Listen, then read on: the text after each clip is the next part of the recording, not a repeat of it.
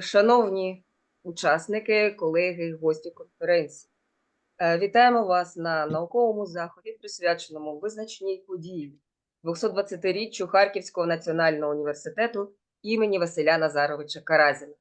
Для нас велика честь розпочати цю конференцію, яка носить назву «Людина, мова, комунікація» і проводиться вже 24-те факультетом іноземних. Цей захід є свідченням багатої історії і наукових досягнень нашого університету, який протягом 2 століть займає лідируючі позиції в галузі освіти, науки і культури. Харківський національний університет імені Каразіна славиться своїми філологічними традиціями, що є невід'ємною частиною його інтелектуальної спадщини. І саме завдяки глибокому розумінню ролі мови як основи людської комунікації, університет протягом багатьох років готує висококваліфікованих фахівців в галузі мовознавства та міжкультурної комунікації. Слово для привітання учасників конференції надається проректору з науково-педагогічної роботи, кандидату хімічних наук, доценту Антону Віталійовичу Пантелеймонову. Будь ласка, Антоне Віталійовичу. Дякую, Наталія Анатоліївна. Шановні колеги, шановна Світлана Андріївна. Що сказати, дуже приємно, що саме в такий сонячний день лютого ми розпочинаємо роботу чергової 24-ї конференції «Людина, мова, комунікація». І от мені про що подумалося, що зараз найголовніше в суспільстві? Комунікація між людьми. Яким чином вона відбувається? Звісно, можна комунікувати із чатом GPT, але відбувається вона в основному за допомогою мовлення.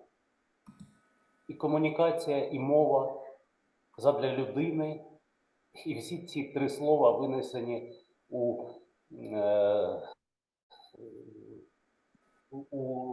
цю конференцію, яку ми сьогодні проводимо. Я дуже вдячний організаторам. Я подивився на програму, дуже широка представленість із багатьох країн. Це наразі дуже для нас важливо, для України, для Харкова, показати всьому світу, що Харків працює, Харків живе. Україна працює і Україна живе. І університет, звісно. Мені дуже приємно, що саме в університеті проводиться ця конференція вже вкотре. Це свідчить про те, що факультет іноземних мов, один із таких засновуючих факультетів університету, він також плідно і на виснаження фактично працює. Що хочеться побажати? Побажати хочеться, щоб 25-та конференція «Людина, мова, комунікація» проходила в очному форматі в стінах університету. Всіх, хто тут не був, я запрошую щиро подивитися на наш університет. Всіх, хто тут був і знає про нього, ще раз сюди прийти, і не один. А так бажаю всім плідних дискусій, вдалої роботи і ще раз дякую організаторам. Дякуємо. Дякуємо вам, Антоне Віталійовичу. І учасників конференції також вітає декан факультету іноземних мов, кандидат філологічних наук, доцент Світлана Андріївна Віротченко. Шановні колеги, дорогі учасники конференції, вітаю вас. Шановний Антоне Віталійовичу, дякую вам за привітання. І я дійсно згодна з вашими словами про те, що зараз дійсно комунікація – це одне з найголовніших в нашому суспільстві, тому людина, мова, комунікація – це такі речі, які ми маємо розвивати, з якими ми маємо працювати і вдосконалювати взаємостосунки і взаємозв'язки. І дуже також хотілося б все-таки, щоб ми зустрілися в університеті, тому що ми дуже багато вже років так у цих екранчиках. Тому хотіла би вас ще раз привітати. І привітати представників провідних українських і зарубіжних закладів освіти. Так, ми бачимо, що тут є і представники Німеччини, Чехії, Словаччини, Італії, і дійсно ваш досвід і знання – це безцінний внесок у суспільний, науковий і культурний простір. І дивлячись на програму конференції, я бачу, що вона дуже різностороння, і будуть обговорюватися питання і іноземних мов в сучасному комунікативному просторі, і методики навчання перекладу, і питання когнітивної лінгвістики, і комунікативної лінгвістики, і семантики, і прагматики. І один із трендів, скажімо так, нинішніх – це цифровізація в науці і в навчанні іноземної мови. Отже, бажаю всім плідних дискусій, нових ідей, незабутніх вражень і давайте побажаємо, щоб наступна ювілейна 25-та конференція у нас відбулася в стінах Каразінського університету у мирному Харкові, у мирній країні. Усім плідної роботи. Дякую вам. Щиро дякуємо вам, Світлана Андріївна, за такі слова, що надихають і вселяють нас сподівання, що дійсно ювілейну конференцію ми проведемо вже дійсно в мирній Україні і в режимі офлайн. Тож, як Антон Віталійович, так і Світлана Андріївна згадали про те, що дуже багато у нас доповідачів було, в програмі заявлено 89 доповідей, і щоб зараз не витрачати ваш час, перелік тих навчальних закладів, які представлені в нашій програмі, ви можете побачити в чаті цієї конференції, він досить репрезентативний. Це вищі навчальні заклади 5 країн, не враховуючи Україну. І надіслані у вигляді тез матеріали досліджень наших учасників свідчать про те, що фокусом конференції є спрямованість на збереження традицій, насамперед українського мовознавства і Харківської школи, зокрема, у сучасних дослідженнях фахівців з іноземних мов. Результати цих досліджень представлено у 7 секціях. Єдине, що у нас з технічних і організаційних причин не працюватиме перша секція, та доповідях пленарного засідання. В директорії, посилання на яку ви отримали в запрошеннях, доступні вже нова версія як програми, так і збірки тез. А також в цій директорії з'явилися деякі звіти модераторів і додаткові матеріали, де усі, хто виступає як на пленарному засіданні та на секційних, можуть за бажанням поділитися своїми презентаціями чи цікавими для інших матеріалами. Ця папка буде відкрита для обміну, тому що це є покликанням цієї конференції сприяти обміну науковими думками, ідеями і досвідом. Дозвольте розпочати основну програму пленарного засідання і надати слово Світлані Анатоліївні Жаботинській, доктору філологічних наук, професору кафедри англійської філології Черкаського національного університету імені Богдана Хмельницького. Так, шановні колеги, добрий день всім.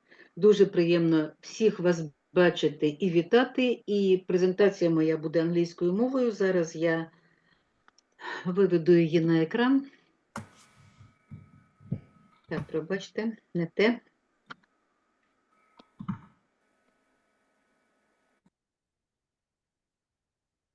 Ще. Так, чи видно презентацію?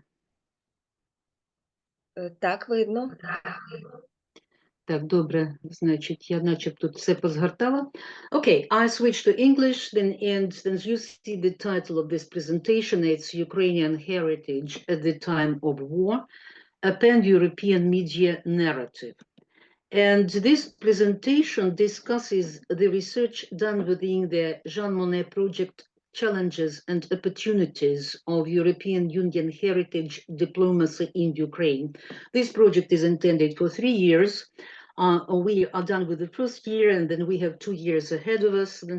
And then the project then has a sizable research team, which is coordinated by Catholic University from Leuven, Belgium, and the representatives of different countries. Then so are shown here in the list. There are 2 Ukrainian universities, then so our university and Kiev Mohila Academy, then the universities of Germany, Georgia, France, Estonia, Hong Kong, the USA, Poland, New Zealand, the Netherlands, Sweden, Czechia, and Canada. The project's aims then are multiple. Among the major aims are the creation of a global interdisciplinary research and education network that features European Union's heritage diplomacy. And I want to say that heritage diplomacy is a part of the European Union's then cultural diplomacy. So there are different branches of cultural diplomacy, and heritage diplomacy is one of them. I won't get down to particulars because then I'm afraid I'm short of time, yeah? The second aim is, then the global aim, is the stimulation of the research, generation of the new knowledge and development of the policy recommendations then in the field of heritage diplomacy. And the main aim, the main for us, because this aim is then to be achieved then by the team consisting of the representatives then so from our university, Bogdana Hmельницький National University, and University of Canterbury, New Zealand. And this is the research into the heritage of Ukraine, not just the heritage diplomacy in general, but heritage of Ukraine, including that in the wartime, and the representation of Ukrainian heritage in strategic communication, which is very, very important nowadays than at the time of information wars. And this aim is to be achieved within Work Package 5. Its name is Strategic Communication of Ukraine's Heritage. And for 3 years of this project, we have particular objectives. Then so the past year, then so the last year was the monitoring of the world media. This year is interviewing experts in the field of heritage diplomacy, experts then so which are both in Ukraine and then in Europe, and not only in Europe, then probably in the States. And then so the last year is development of information resources for strategic communication in the field of heritage diplomacy, because nowadays many people abroad want to know much about Ukraine and Ukrainian heritage, but this information is scattered all over the internet. Then so we have to somehow so give this information, arrange it systemically, and provide an access to this information for those who is interested, in particular for the teachers of Ukrainian studies then in foreign universities. Then so this course gets then more and more popular in the world. And then so this presentation will focus then on media monitoring. This is the result of the analysis then so done in the last year, and is the analysis of the portrayal of Ukrainian heritage in 26 leading international media outlets, then in Europe, the USA, and the Global South. Now, the Cherkasy team analyzed then 16 then so leading media outlets then in the West, then and the New Zealand team analyzed then 11 media outlets then in the Global South, and the publications then so were dated the end of February 2022 and the end of July 2024. In this research, then the object then of study is the overarching narrative image of Ukrainian heritage, which is inferred then from all media texts that we have found. Then, and these texts then so which I will show you today are so have been borrowed from the Euronews network. And all this information, the total of this information, is then structured according to a cognitive ontology, and it enables the exposure of narrative constituents and the salience of these constituents. We have to know exactly then, so what is this huge text, what this huge text is about, then in a very brief then so wording, then what just, it's not like that, I feel that it is like this. then this is scholarly analysis, then so which shows the tendencies, then so in depicting Ukrainian heritage in different world media. And believe me, the portraits then, of Ukrainian heritage in different media are different. Yeah? The discussion outline here will include the definition of heritage, cognitive ontology for Ukrainian heritage as a narrative media image. Then I will show how this ontology works then so for the Ukrainian heritage image in the news media outlet. And finally then so these results then serve as the foundation for the recommendations for strategic communicators in the field of public diplomacy concerned with Ukrainian heritage. In its broad sense, heritage includes tangible and intangible artifacts relevant for national identity. This is a broad definition. Of course, then, so we've got used to associating then heritage, then, so with history, architecture, music, arts, then, but it is also perceived through cuisine, clothing, forms of shelter, traditional skills, technologies, religious ceremonies, then performing arts, then storytelling, education, sports, and whatnot. And what is important, heritage then here is considered not only that which was one day in the past and which is important for the present, but also as the present, which will serve as the foundation, which will become the past then in the future. So it is that which makes us then a particular nation in this world. To arrange all this information then about Ukrainian heritage, then so we use a cognitive ontology, which is a thematically homogeneous information space arranged according to some conceptual structure. The conceptual structures then can be built then according to different algorithms. Then, and in this study, so this is a hierarchical algorithm, and then so we divide all the available information into information spaces. The information is of course homogeneous, it is the topic of Ukrainian heritage. The information spaces then are constituted by thematic domains, then thematic domains are constituted by thematic parcels, then and finally thematic parcels then contain thematic quanta. And the quanta are the main units of the analysis. Then, so they generalize information which is featured in textual descriptions of empirical media texts. Then, and it is possible to distinguish then such thematic quanta because the topics then in newspaper publications then they are iterated. Then, so they are repeated then from one text to another. And the thematic quanta, then, so taken together, they shape an overarching or generalized narrative that depicts a media image. And the constituents of a cognitive ontology, then, so the constituents of different sizes, information spaces, domains, parcels, and thematic quanta, they have various degrees of salience. Then this salience shows the tendency in a particular media source. And the salience is defined by the number of the respective textual references, how many times then a particular topic is mentioned. Now, then, so what is this then cognitive ontology like then so for the image of Ukrainian heritage? So it has then two information spaces. One is information heritage, then Ukrainian heritage proper, so without then so mentioning Russia. And another is then Ukrainian heritage under Russia's attack. The space Ukrainian heritage proper then has such domains as then history, culture, spirituality, then prominent figures, then museums and galleries, heritage sites, language and literature, education and science, sports. Then each domain splits into parcels. Then, so for example, history splits into so the information about different events belonging to different historical periods. Then culture, it's about different kinds of culture like cinema, music, theater, dances, and others. Then spirituality, it's then religious diversity, norms and values, traditions, customs and rituals, Ukrainian symbols, Vyshivanka as a particular Ukrainian symbol, museums, then so art museums, historical museums, museums of law, heritage sites includes natural sites, historical and cultural sites. Then language and literature, it's language literature, Ukrainian folklore, education and science, then so also includes libraries and archives, Ukraine on the international stage in education and science.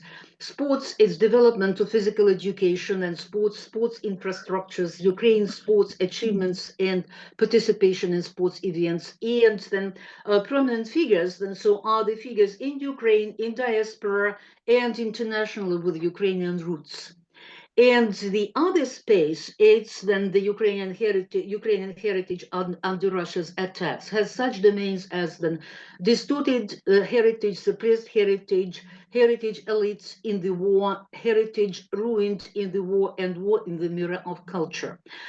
So the respective then parcels are distorted heritage, distorted history, distorted Ukrainian identity, theft of Ukrainian heritage, suppressed heritage is suppression of Ukrainian culture through the entire Ukrainian history, by the way, suppression of Ukrainian language and literature, ruined heritage. So heritage ruined in the war includes the parcels ruined heritage, looted heritage, heritage in decline, decay and devastation, protection of heritage and restoration of heritage. The parcels then so for heritage elites in the war. And so as such, Ukrainian elites suffer in the war, work for the war, so are at the front, then are killed in the war. Foreign elites support Ukraine, and Ukrainian and world elites then oppose Russia. And the last domain has the parcels, then so it's war in the mirror of culture. Ukrainian cultural actors depict the war. Ukrainians organize museums of war. Ukraine has new cultural symbols of war, and foreign cultural actors depict the war. You may ask me, of course, then so where do all these then so parcels come from? And the answer is then these are real then thematic trends then so which have been tracked then in the newspapers. And now the last and most important then unit of the analysis is the thematic quanta. They are numerous. Again, these are the topics iterated then from newspaper to newspaper, then from one media outlet, then so it can be then video news, so to another outlet, then. So, for example, the parcel Ukrainian elites work for the war from the domain heritage elites in the war. Ukrainian elites contribute to Ukraine's resistance, demonstrate resilience and patriotism, raise money to help Ukraine at war. Ukrainian survivors of war take part in sports competitions. Foreign public demonstrate solidarity with Ukraine and support Ukrainian elites. Of course, there are so there may be some other thematic quanta then, so it depends on what topics then so are portrayed then so are featured in the newspapers then or in other news outlets. And now we'll show how it works, then how this anthology works, then so with the information then so borrowed from the Euronews media outlets. Then this is a very reputable pan-European news network. And by the way, it doesn't belong to the European Union, and this is a problem because the European Union has no media outlet of its own. This is a privately owned pan-European news network, considered then to be a credible source of information. Politically, it is then so centrist, and then so along with video format which prevails, then Euronews has printed articles published in a number of languages. Then we analyze the articles in English. Then so during this period, then February 2022, July 2024, we have tracked 149 articles. Then so and you see the length of these articles, and I can tell you that the number of pages, then so in the Word document is about 400 pages. This is a very sizable sample of the analysis. And the articles comprise 570 references then to the topic of Ukrainian heritage. And these references are the major empirical units for the analysis. Now let's see what the results are. So here we have then two information spaces, Ukrainian heritage proper, without mentioning then so Russia's attack, and another space then so with the mentions then of Russia's attack. And you see that the second information space is then 3 times as informative as the first information space. Then so 420 the number, so 424 references then as compared to 146 references.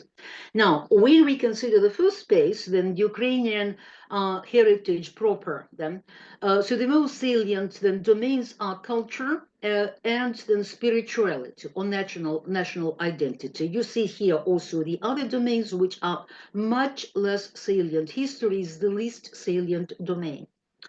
And if we consider the parcels, then which constitute the domains, the most salient parcels are culture, is mostly music, theater, dance, arts, and photography, and national character. Then, and the number of so references then so to other topics then so is then so gradually decreases, and it is not sufficient. Yeah.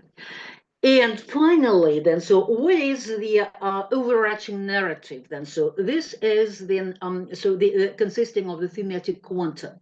This is the narrative secondary salience. Then, so with textual references ranging from 10 to 22, there'll be also a narrative with a primary salience. I will show it later. And this narrative is as follows. As a result, then, what is the main information then, so which the readers obtained, and so from so the publications then focused then on Ukrainian culture. Ukrainians are brave and resilient. They are talented. They have a rich, interesting culture, which they demonstrate to the world. Now the second space, which is much more representative, and of course then my initial guess was that the most popular topic will be Ukrainian heritage ruined in the war, and it is then so ruined churches, ruined theaters, schools, universities, and the like.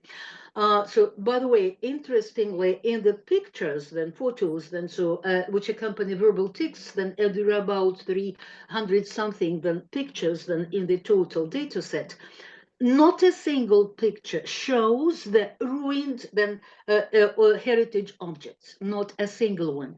And the most popular topic is not Ukrainian heritage ruined in the war, it is the third topic then by its salience, then, but it is heritage elites in the war. This is the story about people. So the second topic is war in the mirror of culture, and Ukrainian heritage ruined in the war comes first. Then the parcels, the most salient parcels are Ukrainian cultural, sport and scholarly elites work for the war. Mostly it's about cultural elites, sport elites then are mentioned in a dozen articles, scholarly elites only twice. Then Ukrainian elites suffer in the war, and foreign cultural and sport elites support Ukraine. So other topics are less salient. And here we have 3 major narratives, then so 4 major narratives. The first one has the primary salience. This is the main message of this news outlets, then so to the readers. Ukrainian cultural and sport elites suffer the hardships of war. However, they demonstrate resilience and patriotism, and they contribute to Ukraine's resistance. Ukrainian cultural elites depict the war. Foreign cultural and sport elites demonstrate solidarity with Ukraine. The narratives, then salient narratives with a secondary degree of salience, then so are Ukrainian cultural elites raise money to help Ukraine at war. Ukrainians organize museums and exhibitions of war, and Ukrainian sport cultural elites join the Ukrainian army. Then Ukrainian cultural and sport elites find refuge, are hosted abroad. They are hosted and held by their foreign colleagues. Foreign cultural elites perform Ukrainian content and exhibit it. They raise and donate money to help Ukraine. And finally, Russia ruins Ukrainian heritage sites. As a result, Ukraine's heritage sites and objects are destructed. Ukrainians protect and safeguard their heritage. And then so as a result, then so we can make some recommendations, develop some recommendations for the European Union and Ukrainian strategic communicators in the field of public diplomacy. Interestingly, then so the European Union with its bodies, then so as a promoter of Ukrainian heritage and supporter of Ukrainian heritage at the time of war has very, very low visibility. Actually, it's only one mention in Euronews. Therefore, recommendations for the US strategic communicators is to expose the media to the respective information. Then, so European Union's help to Ukraine is immense, but actually there is no information about it in the media outlets. Second, the topics featuring Ukrainian heritage proper tend to be represented by Ukrainian culture, mostly by music and painting, and Ukrainian traditions and customs. Meanwhile, the respective topics are much more diverse, and along with the miscellaneous cultural tapestry, these are the topics concerned with Ukrainian history, heritage sites, education and science, language and literature, prominent figures, and so on. So Ukrainians are not only those then who wear vyshyvanka. Recommendation for Ukrainian strategic communicators to diversify the topics concerned with Ukrainian heritage. And you saw the topics then in the cognitive ontology. And the third, in depicting Ukrainian heritage under Russia's attack, the emphasis is on the consequences of Russia's nowadays aggression, and not on the historical continuity of such attacks, represented by distortion of Ukrainian history and identity, as well as the suppression of Ukrainian culture, literature, and language. And the recommendations for Ukrainian strategic communicators is to more actively address the topics of historical roots that underlie Russia's military assaults against Ukraine. These are the results then so of our first year of the research. Thank you for your attention. Thank you so much, dear Professor Zhabotinska. So, any question from the conference participants? Professor Shevchenko. Перш за все, дуже-дуже велике дякую, бо це справді неймовірно актуальне дослідження на сьогодні, і ваші ідеї щодо того, що має робити і в цілому наша влада для того, щоб робити промоцію українству, і може кожен з нас, комунікуючи з нашими колегами, теж може це зробити, вони дуже і дуже важливі. Моє питання.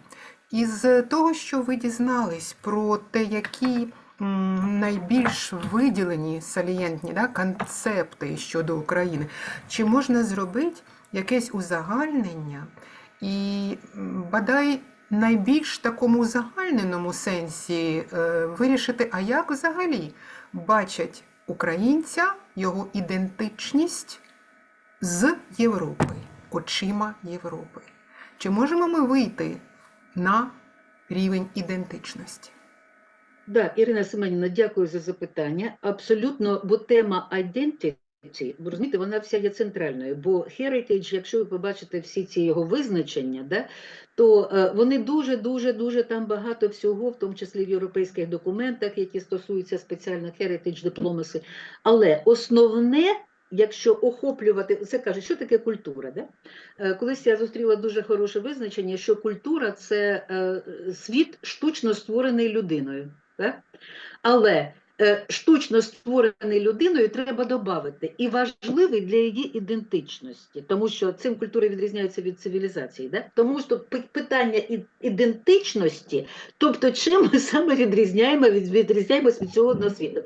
В чому наші particulars, те, що називається, да? Це перше. Тобто вся тема heritage – це тема ідентичності. В широкому сенсі. В вузькому сенсі наша європейська ідентичність, вона включена серед тих thematic puzzles, воно є. Воно є, коли ми, це в домені, значить, spirituality, national character, да? Там є такий спеціальний thematic puzzle, яка називається, значить, Ukrainians are Europeans, да? І оця тема На жаль, вона фігурує дуже мало. Там ну, буквально 1, 2, 3 оці показники. Я вам показала основні теми. І оце іще одне, тому що чого мало, то про те треба казати, те, що нам важливо. Так? Тобто, так, дійсно, ця тема саме єднання з Європою, причому я вам скажу, що в інших, це Євроньюз так показує, а ось, наприклад, якщо ми візьмемо Нью-Йорк Таймс, боже мій, там такі, ну тут велика, так сказати, visual visibility цієї теми, вона дуже велика. Ну я вам скажу, що в Deutsche Welle за ці 3 роки Ukrainian Heritage була аж в 3 статтях. Отак, да? Значить, тут 149 і 300 плюс, значить, visual images. Ну, я вам знову кажу, дивіться, на visual images нічого такого поганого, ніяких таких руйнувань. Це також, знаєте, позиція. В інших газетах є багато саме цього зруйнованого. В Нью-Йорк Таймс є багато історичних, отаких здоровенних статей, які присвячені саме історії України і українській ідентичності. Тобто ми не можемо робити рекомендації просто для всіх скопом. Ми маємо робити рекомендації з урахуванням того. Глобальний Південь, до речі, дуже там цікаві результати є. Ми маємо робити рекомендації стосовно стратегічних комунікацій, донесення інформації про нашу ідентичність, виходячи із того, що ми, what the state of arts is, да? Яким є стан справ. І я нам його. Дякую, будь ласка, професор Недейно. Добрий день, шановні колеги. Дякую щиро за таку цікаву доповідь. Я б хотіла запитати, що вкладається, як визначається поняття Ukrainian elites? Що вкладається в це поняття? Кого ви розглядаєте? Дякую за запитання. Це цікаве питання, бо всі наші, так сказати, рецензенти, які рецензують, бо у нас є, наприклад, foreign elites, then so foreign actors, then so Ukrainian elites, Ukrainian actors, then це треба просто пояснювати. Значить, я вам скажу, що якщо ми говоримо про те, що наприклад, я намалювала там якусь картину, чи ще хтось намалював, то я не є cultural elite, да? Я не є представником, професіоналом у цій галузі. Да? Можливо, там scholarly elite є, але там, значить, ні, це люди, які отримали визнання у своїй професійній сфері. Це буде еліта. Да? Там просто важко шукати такий відповідник, тому що треба всіх охопити разом. Значить, а якщо там ще у нас є, наприклад, foreign cultural elite, foreign elite, да? І є foreign figures. А foreign figures – це тоді не ті, що elites, а це може бути просто президенти, там якісь політики, які не належать до цієї сфери спадщини, heritage, да, до культурної. А вони мають бути, пробачте, українцями? Ні, не обов'язково, тому що в історіях є, наприклад, коли дає перформанс наш київський балет, да, і у Франції, значить, встають всі глядачі і починають підтримувати, да?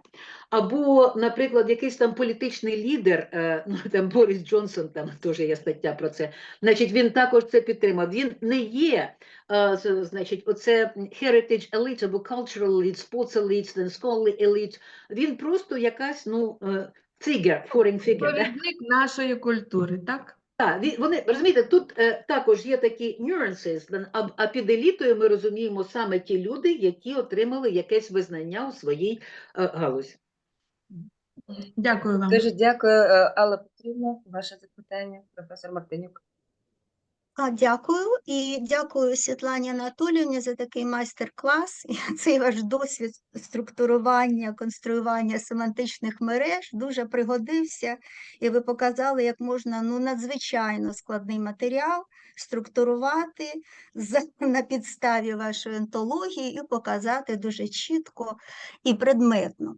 А в мене таке запитання. Мені цікаво, коли ви до того ще, як ви побудували свою онтологію і, власне, дослідили мете, то ви ж виходили на цей проєкт, надзвичайно актуальний, серйозний, тільки захоплення з цього приводу, ви виходили з якимись своїми інтуїціями і передбаченнями. Так от запитання таке, якась з цих передбачень, яке не справдилося, і був для вас якийсь сюрприз, от ви вважали, що ви такі результати отримаєте, а отримали в цій позиції зовсім інше. Чи було таке, чи ні? Будь ласка. Ну, ви знаєте, воно не зовсім так, бо коли ти подаєшся на грант, так, то ти не кажеш, які у тебе будуть передбачення. Ти кажеш, що ти хочеш щось дослідити, щоб отримати результати за, із застосуванням певного інструментарію. І оцей інструментарій, які оці 3 етапи, коли ми досліджуємо моніторинг преси, то, що кажуть про щось. Да? У нас був такий проєкт попередній з Наташою Чебан, яка, моя ж колишня аспірантка, і зараз number one figure in European Spheres в Європі, так, вона подорожує всією Європою, і вона фактично очолює у нас цей 5-й пакет. То у нас були такі, уже був такий досвід. Ми дивились на інший матеріал, але це спочатку моніторинг медіа, потім ми проводимо інтерв'ю з фахівцями, так, з експертами у цій галузі. І це не просто там якась балерина чи якийсь там митець. Да? Це міністр культури, це, провідні діячі, можливо, громадські діячі, які захищають спадщину. Тобто це експерти. Проводимо інтерв'ю з експертами, потім їх також аналізуємо за певною онтологією. І потім розробляємо якийсь інформаційний ресурс. Тобто попередніх результатів не було. Коли ця онтологія будувалася, це все я робила, да? Я вже просто знала, приблизно, розумієте, я з цією ідеєю ще 15-го року бігала по Фулбрайту і казала, що треба зробити укрепедію. Тобто всі матеріали, які є в мережі, зібрати в одному місці, структурувати, дати до них доступ, щоб людина могла зразу знайти те, що вона хоче. І коли з'явився цей проєкт, і виникла оце 3-й рік, це створення такого інформаційного ресурсу. Коли ми все назбирали, що тільки можна, потім його структурували, потім ми його анотували, описали і, зробили інформаційний такий, комп'ютерну програму спеціальну, університет Кентербері це робить. І ми з цими пропозиціями ми вийшли. Тобто у нас вже був досвід, у Наташі дуже великий досвід в цьому, це моніторинг, інтерв'ю, але 3-го етапу у них ніколи не було. 3-й етап – це просто було розробити якісь рекомендації. А у нас тут цей 3-й етап з укрепедією, розумієте, і воно за нього схопилося так, що я не знаю. І фактично зараз оце наш 5-й пакет, він центр цього всього великого проєкту. Щиро вам дякую. Дякую, Світлана да, дуже Анатоліївна. дякую. Тож, щоб дотримуватися регламенту, ми маємо зараз надати слово нашому наступному доповідачеві Черкашиній Тетяні Юріївні, доктору філологічних наук, Колеги, дякую всім. професору кафедри романо-германської філології Харківського національного університету імені Каразіни. Тема доповіді звучить як переклад, як форма культурної дипломатії, українська література в англомовних перекладах 22-24 років. Дякую, пані Наталію. Щиро дякую попередній доповідачці Світлані Анатоліївні. Справді дуже важлива, дуже цікава робота. І справді ось цієї українопедії, так, справді не вистачає, навіть ось вже скільки років пройшло, так, це справді розрізнені. І ось ця тема, що об'єднати все на одному ресурсі, це справді дуже важливо. Ну і дозвольте представити своє теж маленький нюанс, продовжуючи певним чином, так, вашу тему, тому що, власне, з цікавістю спостерігала, так, те, що мова, література, так, майже не згадується, так. Ну, от якраз про них хотіла трішечки розповісти на прикладі однієї конкретної країни, але цікаві перспективи теж можуть виходити за межі. Отже, ми говоримо про те, що, власне, культурна дипломатія є однією з дієвих форм зовнішньої політики, що застосовується для міжнародного просування специфічних національних культурних особливостей з метою створення позитивного міжнародного іміджу та репутації країни. І, на думку американського політолога Джозефа Ная, культурна дипломатія є дієвим інструментом м'якої сили, оскільки через підтримку відкритості до культурного розмаїття вона сприяє покращенню міжнародних відносин у багатьох сферах співпраці. Ну і, власне, підтримкою, координацією ініціатив культурної дипломатії країн світу займаються і впливові міжнародні організації, як, наприклад, ЮНЕСКО, що діє при ООН, і, власне, національні інституції від національних міністерств закордонних справ, покликані просувати свої мови і культури за кордоном, ну, як то найвідоміші британський British Council, французький Інститут Франце, італійський інститут і так далі, і так далі. Ну і, власне, представленням української мови та культури у світі та формуванням позитивного іміджу України за кордоном сьогодні займається Український інститут, створений наказом Кабінету міністрів України 2017 року. І, власне, як і інші національні інституції з культурної дипломатії, він є підпорядкованим Міністерству закордонних справ і своїми основними завданнями вбачає підвищення впізнаваності України за кордоном, забезпечення участі України у заходах і проєктах у галузі культури, освіти, науки, креативних індустрій, ну і, власне, популяризацію української мови та культури за кордоном.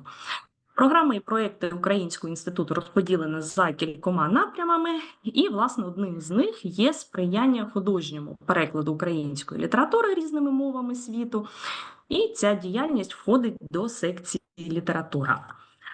З метою підтримати і відзначити роботу перекладачів з української мови на мови світу, які відкривають світові українську літературу, а отже справжню Україну, відтворену в текстах її письменників, Український інститут спільно з українським ім.В.Н та Українським інститутом книги 2020 року заснували спеціальну премію Драгоман Прайз. І протягом аналізованого нами періоду, це 2022-2024 роки, найбільше художніх перекладів української літератури здійснювалось на англійську мову, проте активно здійснювалися також переклади іншими мовами, і в цьому контексті можемо назвати більше 20 мов Європи, Америки та Азії. Лауреатами цієї премії в 2022 році стала Ірина Дмитришин, Франція, за переклад роману «Інтернат» Сергія Жадана французькою мовою. У 2023-му Катажина Котинська, Польща, за переклад книги «Найдовша подорож» Оксани Забушко польською мовою. Вручення премії за 2024 рік відбудеться навесні 2025-го. Але, власне, серед номінантів довгого списку, зокрема, є Ярина Груша-Посамай, Італія, за переклад лісової пісні Лесі Українки італійською мовою. Ну і, власне, метою нашої сьогоднішньої доповіді є розгляд репрезентації України крізь призму італомовних перекладів української літератури, здійснених в Італії протягом 2022-2024 років. 2022 рік, як рік відліку, обраний нами не випадково, адже 2022 рік став роком відкриття України світом. Згідно з даними Google Trends, слово «Україна» було третім за популярністю пошуків у їх системи і першим у категорії новини.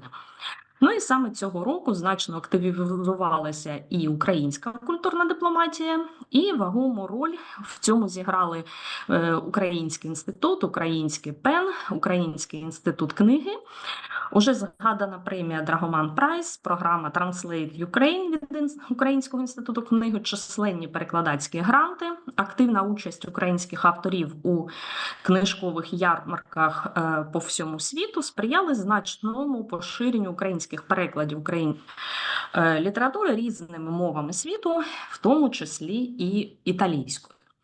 Ну і варто відзначити, що образ України та українців крізь призму італомовних перекладів української літератури досі не був предметом спеціальних літературознавчих чи перекладознавчих розвиток. Попередні магологічні студії стосувалися передусім аналізу відтворення образу України в італійській літературі 13-17 століть, чи дослідження українсько-італійських контактологічних літературних зв'язків від 15 століття до наших днів. Ну і, власне, вагомий внесок у вивчення цих тем внесли Оксана Пахльовська та Ксенія Константиненко.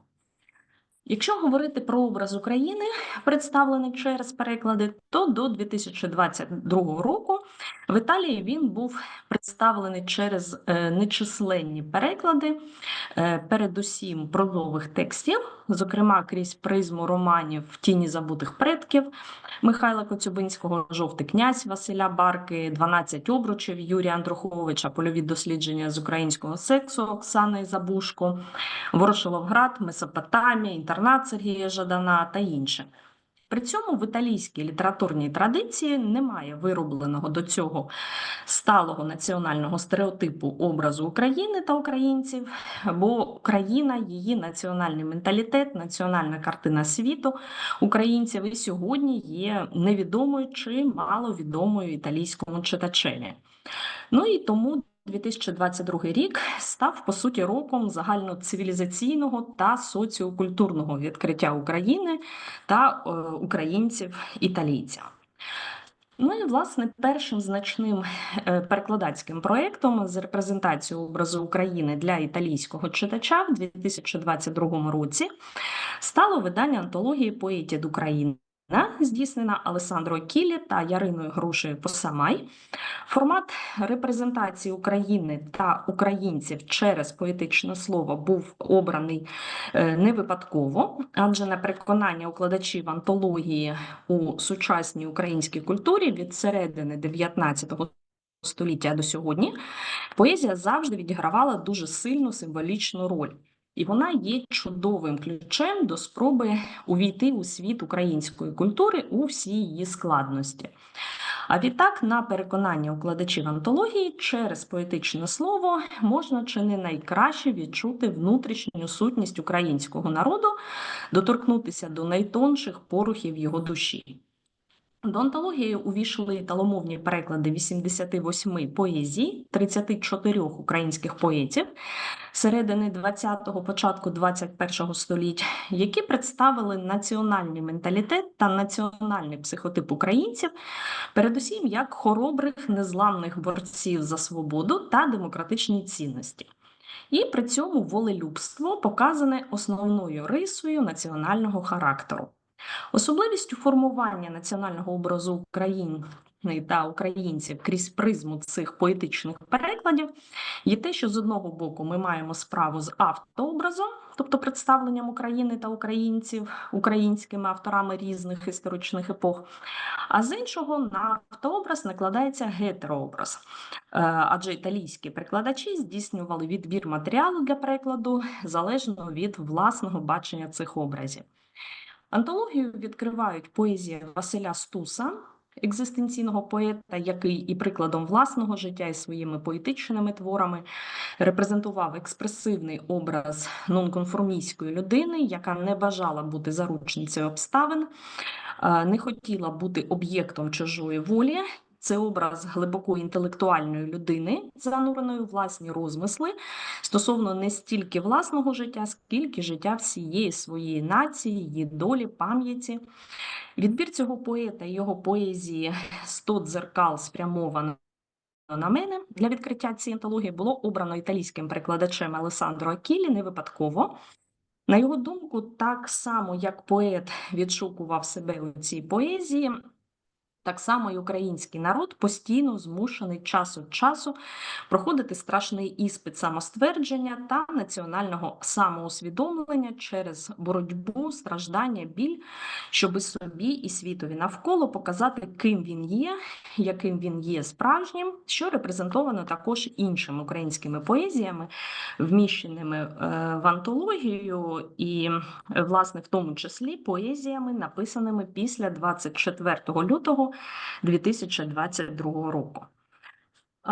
Образ України через її поезію для італійського читача було репрезентовано також у двомовній антології «Кларинетті Солярі», підготовленій 2023 року Дмитром Чистяком спільно з італійськими видавцями та перекладачами, а також в італомовній збірці поезії Ліни Костенко «Соляріве дель ф'юме етерно», переклад якої було здійснено Джованною Броджі та Оксаною Похльовською у тому ж 2023-му. До першої збірки увійшли більше 50 поезій українських поетів 19-21 століть у перекладах італійською та французькою мовами. Друга є збіркою поезій різних років відомої української поетеси Ліни Костенко. Ці дві збірки були покликані репрезентувати італійському читачеві образ України як невід'ємної частки великої європейської інтелектуальної культури, як країни багатої історії, традиції, поетичне слово якої здатне зупинити час і зробити зустріч між цивілізаціями, подіями та людьми можливою. Через синтез народно-поетичних, класичних, модерних, неомодерних засобів поетичної образності образ українців постає як образ сильних духом, життєлюбних, палких, високоморальних людей, для яких дотримання християнських чеснот, правдошукання, наполегливість при досягненні мети, уміння переборювати труднощі, любов до своєї країни є органічною складовою національної етнокультури. Водночас акцентується увага на високому естетичному смакові українців, їх музичності, ліричності, умінні через синкретизм різних видів мистецтв, поліфонізм, синестезію, виражати найтонші порухи внутрішніх емоцій та почуттів. Ще одним етнокодом українців стає їх вроджений філософізм, який дає їм змогу осмислити світ, знайти своє місце і своє призначення в ньому, відчути себе часткою Всесвіту в цілому та українською нацією зокрема, і знайти внутрішні ресурси для подолання драматичних ситуацій, які є невід'ємною часткою життя українського народу. Стійкість, незламність, вміння адаптуватися навіть у найскладніших життєвих ситуаціях, як національні риси українського менталітету, репрезентовано також в українських етнообразах, що постають зі сторінок італомовних перекладів поетичних збірок сучасних українських поетес Оксани Стоміної та Ії Ківи. Йдеться, зокрема, про збірки «Lettere non spedite» Оксани Стоміної та «La guerra non sempre su tutte le sedie» Ії Ківи, які увібрали в себе передусім поезії, написані після 24 лютого 2022 року, і перекладені італійською мовою в Італії в 2023-2024 роках. Поетеси особисто презентували ці збірки італійським читачам, показуючи поетичний образ зраненої, розтерзаної війною країни, знекорінених людей. Оксана Стоміна є маріупольською поетесою і Яківа Донецькою, пояснюючи італійським читачам, що представлені в збірках поезії є, по суті, римованими репортажами того, що відбувається в Україні протягом останніх років. Вони є хроніками подій, емоцій, почуттів українських людей, які, незважаючи ні на що, не втрачають силу духу і знаходять сили жити далі. Зокрема, Оксана Стоміна окремі поезії зі збірки писала в Маріупольському бомбосховищі наприкінці лютого, першій половині березня 2022 року, експресивно фіксуючи кожну деталь того, що відбувалося навколо. Образ України, її історії, сучасності після Чорнобильської трагедії, здобуття незалежності, Майдану, початку російсько-української війни представлено італійському читачеві через прозові твори Сергія Жадана, Андрія Куркова, Юрія Андруховича та Тараса Прохаська. Ці твори логічно продовжують вироблення образу деколонізованої України, представленого італомовними перекладами української літератури останніх 10 років. Йдеться передусім про перепрочитання історії та сучасності України як межової території, багатостолітньої території фронтиру, що постійно стикається з цивілізаційними вибором. Географічне становище України на перехресті протилежних культурних впливів призводить до того, що Україна постійно потрапляє у вир великих геополітичних криз та воєн, що своєю чергою загартовує українців, формує їх національний характер. Звідси словами Ярослава Грицяка, цитата, «І Богові свічку, і чортові копієчку», звідси прагнення втекти від будь-якої нової загрози як своєрідний спосіб переривання цієї божевільної історії, звідси вичікування чи відтягування вибору, якщо він може обернутися конфліктом, звідси культ швидкого багатства на шару, навіщо трудитися, якщо заробленого достатку не можна ані удідичити, ані передати дітям, кінець цитати. І при цьому зі сторінок перекладених романів перед італійським читачем постає одразу два фронтири.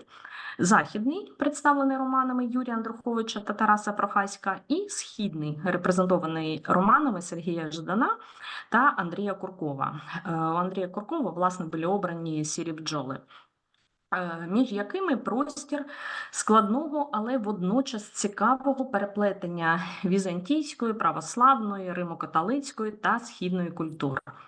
І це багатостолітнє життя у стані фронтирності дає змогу згаданим українським письменникам добре впорядкувати безліч фактів українського минулого та сучасного в логічну послідовність і показати своїм читачам, як химерно можуть переплістися чесноти та вади постійного мультифронтирного життя, коли свобода переходить в анархію, рівноправ'я в популізм, а відсутність формального права у сваволю того, хто сильніший.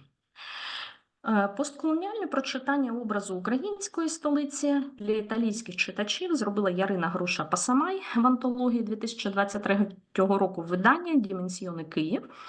Тут образ Києва через літературний опис його 5 головних локусів – Поділ, Центр, Печерськ, Андріївський узвіз, вулиця Інститутська – репрезентовано уривками творів авторів різних епох, починаючи з літературних описів Києва у творах Гоголя, Шевченка, Булгакова, Ахматової і до більш сучасних описів міста, представлених Андруховичем та Нікітіним, і доведено образ до 24 лютого 2022 року крізь призму літературного щоденника Олени Стяжкіної. Уривки з текстів Гоголя, Булгакова та Ахматової про Київ уводилися перекладачкою до антології абсолютно свідомо, про що вона неодноразово говорила на зустрічах із читачами.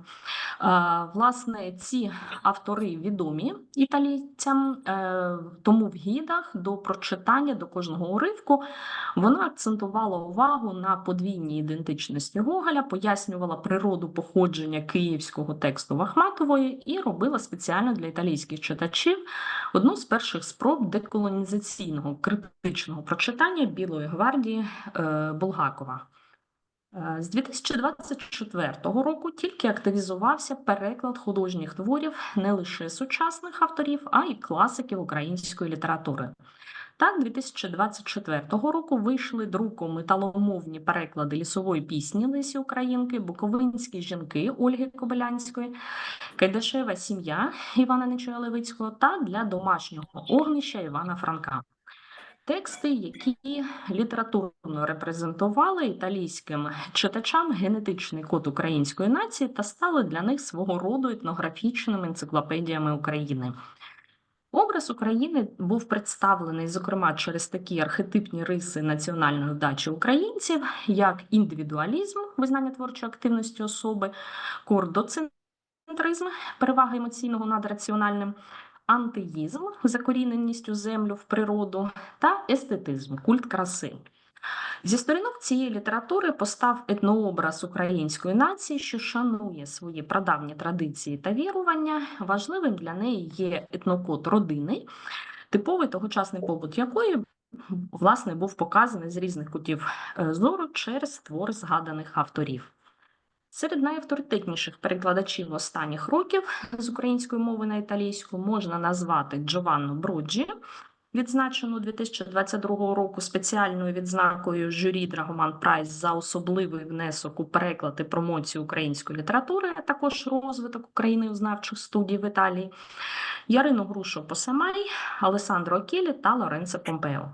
Завдяки їх перекладам італійський читач отримав авто- і гетерообраз України та українців від 19 століття до наших днів як образ вільнолюбної, зраненої, але непохитної за переконаннями країни, яка століттями виборює право на незалежність та збереження власної ідентичності, і водночас є невід'ємною складовою європейського цивілізаційного простору. Поза увагою італійських перекладачів поки що лишається українська література 1920-1930-х років, література доби розстріляного відродження та українська література 1930-1980-х років. Певні кроки в цьому напрямі вже робляться. Зокрема, Олександр Кілі готує переклад роману «Місто» Валеріана Підмогильного. Вихід очікується навесні 2025 року. Ну і, власне, потреба в якісних італомовних перекладах української літератури стає нагальною тому, що з 2022 року в Італії починає з'являтися більше університетських курсів з української мови, літератури та культури, організовуються літні школи з україністики для італійських студентів. Відтак місцеві викладачі україністики відчули потребу в якісних італомовних перекладах української літератури від класичної до сучасної для роботи зі студентами.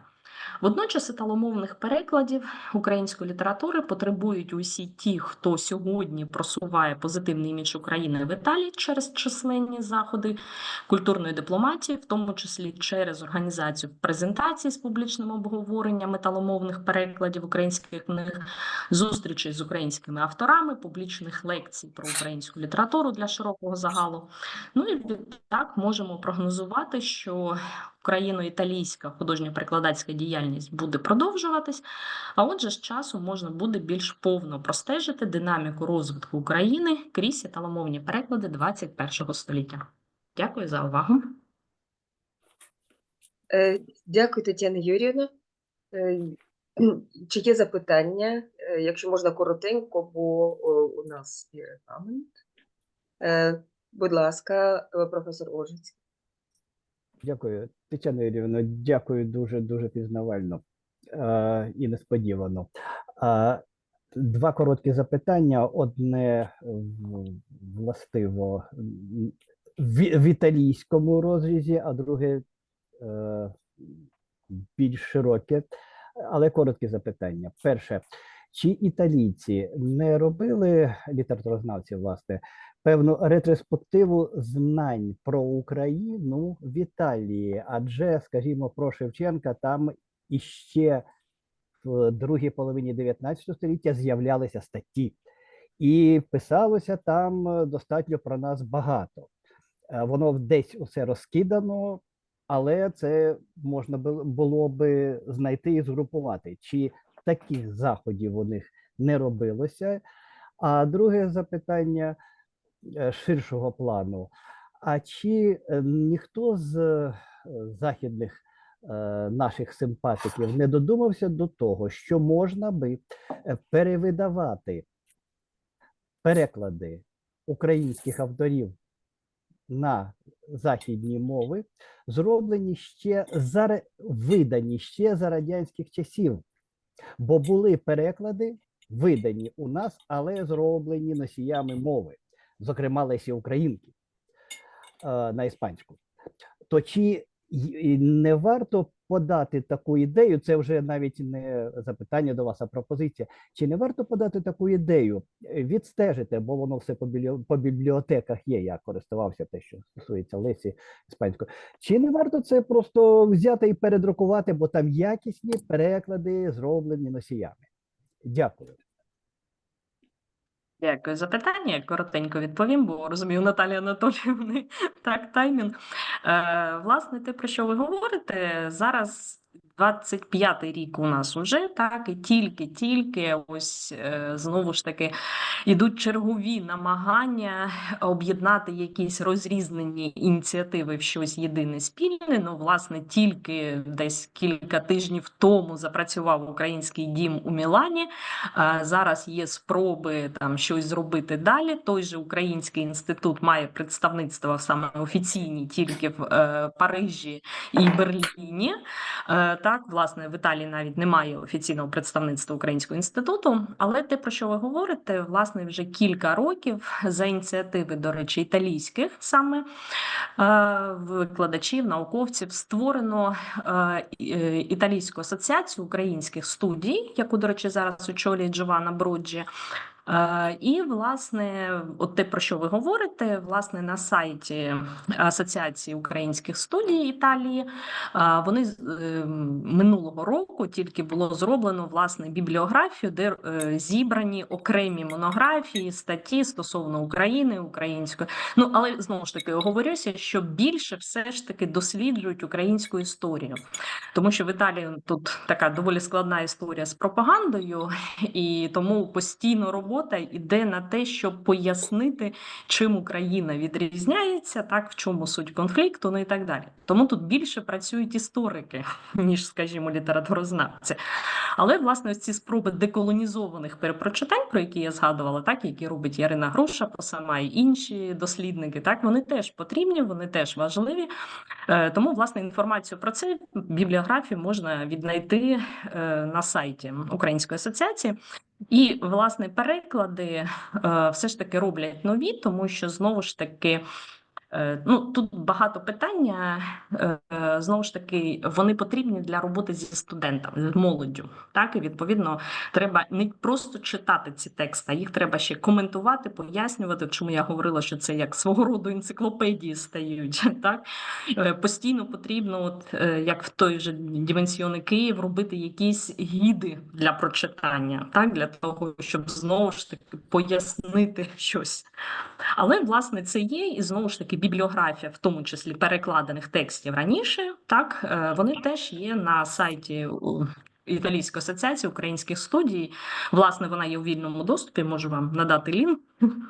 І тому це постійно поновлюється. Ну і, скажу, робота тут іде не тільки етнічні українці, які багато років живуть в Італії, але, власне, і етнічні італійці. Дуже-дуже багато в цьому плані роблять, та Джованна Броджі і багато інших колег. Дякую, дякую. Щиро дякую вам, Тетяно Юріївно. І ми переходимо до наступної доповіді, слово для якої надається професорові Ребрію Олександру Володимировичу, доктору філологічних наук, завідувачу кафедри перекладознавства імені Миколи Лукаша Харківського національного університету імені Каразіна. Дякую, шановна пані Наталія. Хотів почати, безумовно, з подяки організаторам цієї конференції, пані Наталії, як головній рушійній силі, за дійсно чудову і важливу роботу. Всі вже побачили, що цього року у нас тема України є рекурентною темою доповідей. І ми почули вже дві цікаві, абсолютно фантастичні доповіді, присвячені сучасній Україні, тому як події в нашій країні висвітлюються за кордоном. Наша доповідь, це спільна доповідь, до речі, моя з моєю аспіранткою, дуже талановитою, пані Діаною Клімовою, присвячена більш історичним подіям, і в центрі нашої уваги перебуває особистість, точніше, художній образ українського гетьмана Івана Степановича Мазепи, чиї зображення ви бачите на цій презентації, а на екранах. Вони тут з'явилися не випадково, тому що ми будемо говорити сьогодні не тільки про переклад традиційний, інтралінгвістичний поеми Байрона Мазепа, а й про те, що ми називаємо вслід за Романом Якобсоном інтерсеміотичним перекладом. Тобто як цей образ, як події, описані Байроном, потім втілилися в інших художніх формах. Отже, ми бачимо два портрети Івана Мазепи. Той, що зліва, це літографія, немає, на жаль, оригінал, він не зберігся. А той, що справа, це портрет невідомого художника, який сьогодні зберігається в Українському музеї. І я обрав саме два цих зображення Мазепи, тому що на перший погляд, як кажуть художники, нетренований погляд, тут зображені абсолютно різні особи, але і це ж стосується деяких інших зображень гетьмана Мазепи, а їх є прижиттєвих чимало.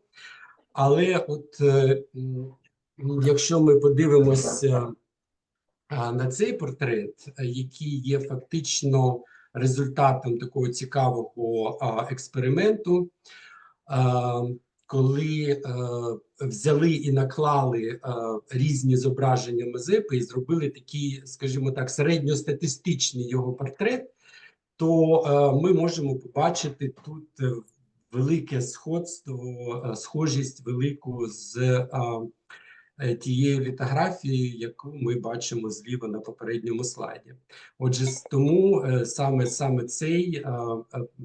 саме це зображення, яке належить Мартіну Берінгероту, вважається сьогодні найточнішим.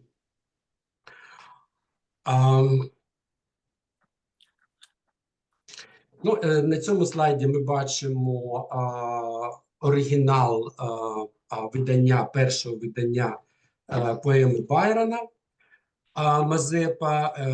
Поема була написана в 1817-18 роках і надрукована, вийшла друком в 1819 році. Ну і нас цікавить, безумовно, не тільки оригінал, а і два українських переклади цієї поеми. Перший переклад вийшов в 1929 році, і він належить видатному українському поету, найкращому поету-символісту, який якраз є представником того розстріляного покоління, про яке сьогодні згадувала професор Черкашина. Другий переклад був зроблений через 30 років, але тим не менш все одно досить давно, в 1959 році, українським поетом і перекладачем Олексією Веретенченком, який є представником діаспорної літератури. Отже, нас цікавить образ протагоніста цієї поеми Івана Мазепи, і ми тлумачимо художній образ в його такому доволі традиційному, широкому розумінні, як конкретну, наприклад, одне з важливих визначень. Тут я спеціально використав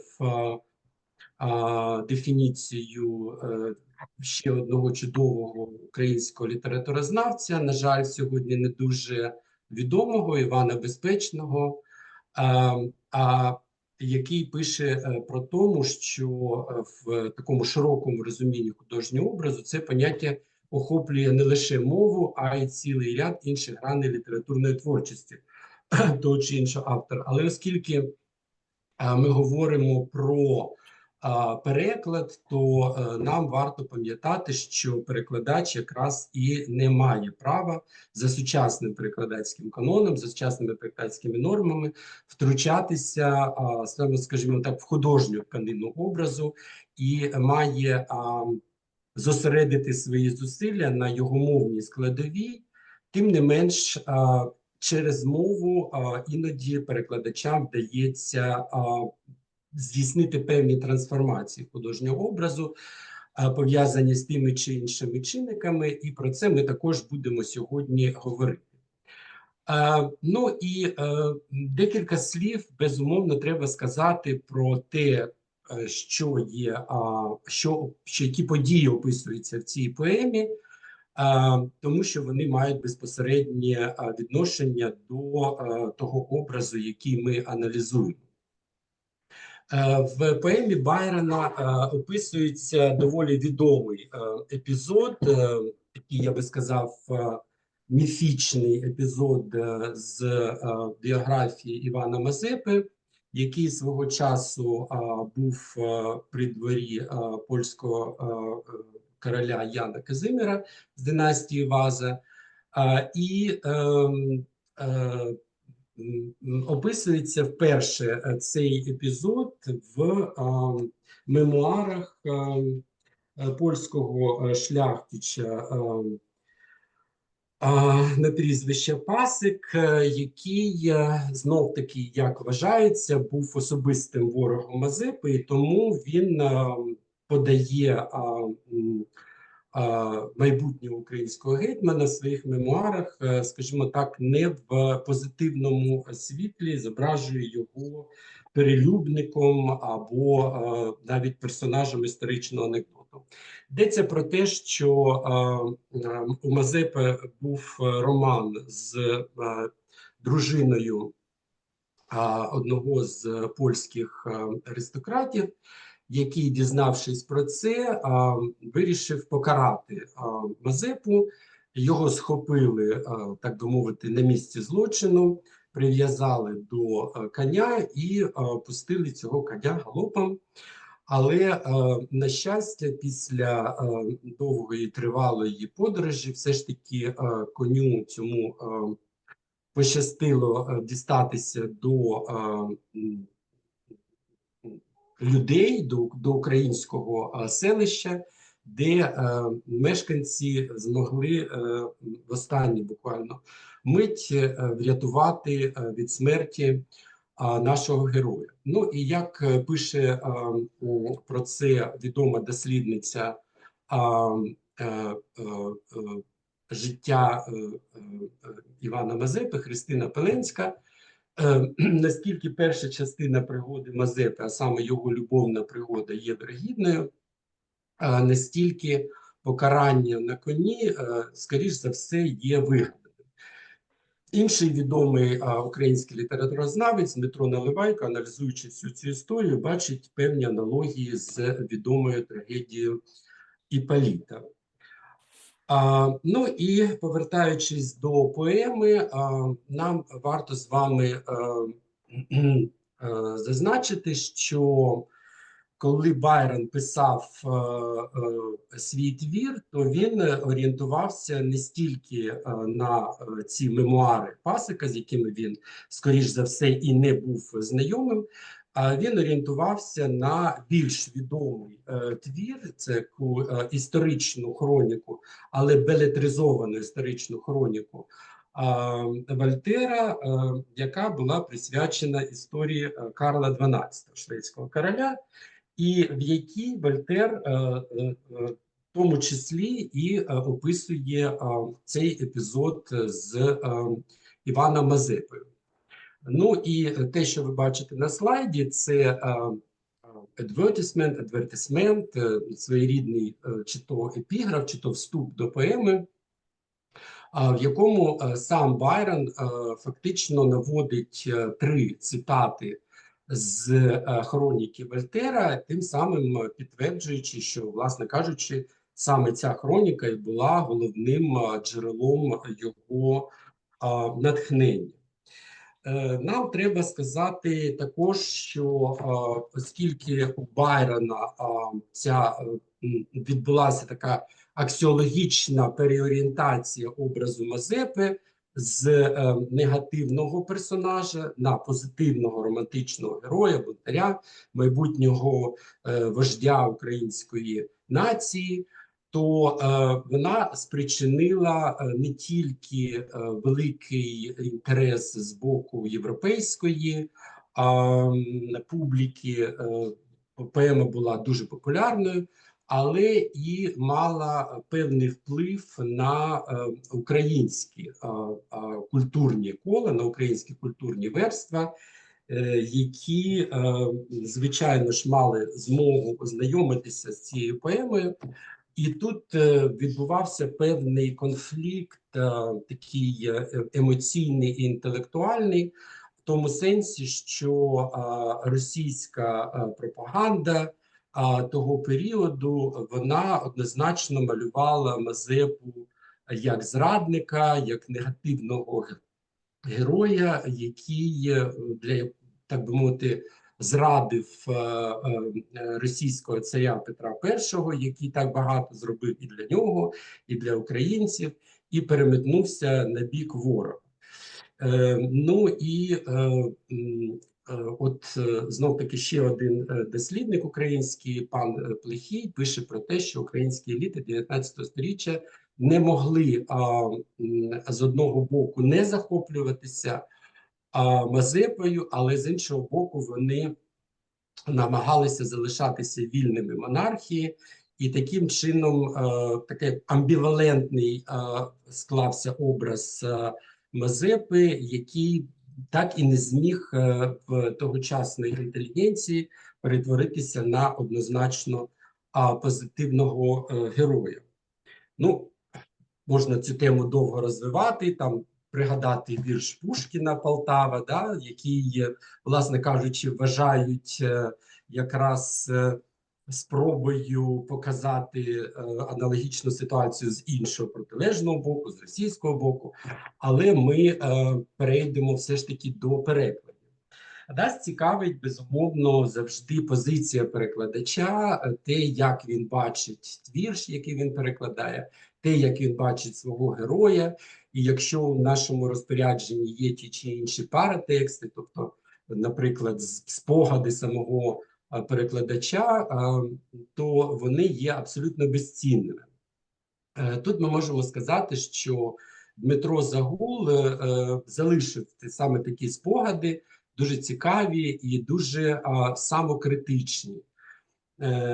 Ви бачите на слайді, що він пише про те, що не зміг він дотриматися строго всіх законів віршованого перекладу, і він характеризує свій переклад як вільний. І в другій цитаті він пояснює абсолютно ретельно всі ті в лапках зазначимо вільності, яких він припустився у своєму перекладі, і ми можемо легко побачити, що вони не були такими аж і вільними.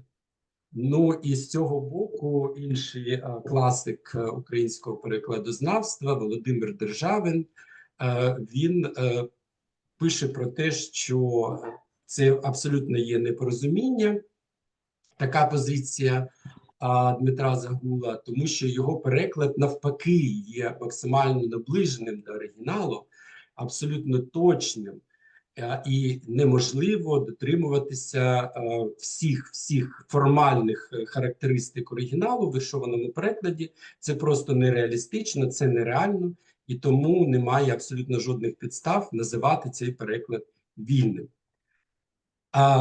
Забігаючи наперед, ми однозначно за результатами власного аналізу можемо поділити точку зору Володимира Державина. На жаль, у нас є значно менше спогадів самого іншого перекладача, другого перекладача Олекси Веретенченка. Є просто його загальні міркування стосовно його поетичного кредо, стосовно його позиції як перекладача-поета. Він пише, зокрема, про те, що поезія – це найвище, що є в світі, поезію не можна жартувати, вірші треба писати не так, як говоримо, і це ознака їх вищості. В кожній поезії повинна бути одна думка, а всі інші образи писати треба дуже просто.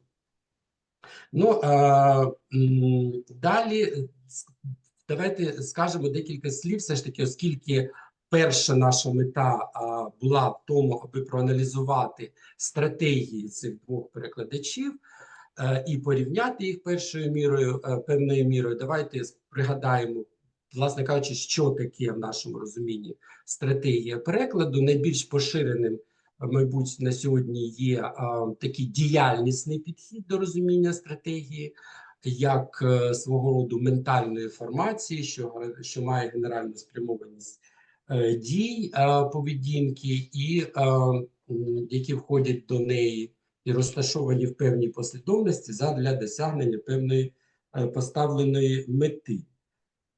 Але все ж таки, як я і сказав, таке тлумачення стратегії є має більш діяльний характер, тоді як нас більшою мірою в цьому випадку цікавить результативний аспект. Тобто в яких засобах втілюється стратегія і таким чином демонструє відношення перекладача з одного боку до вірності першотвору, а з іншого боку до інтересів цільової аудиторії та цільових культурних і мовних норм.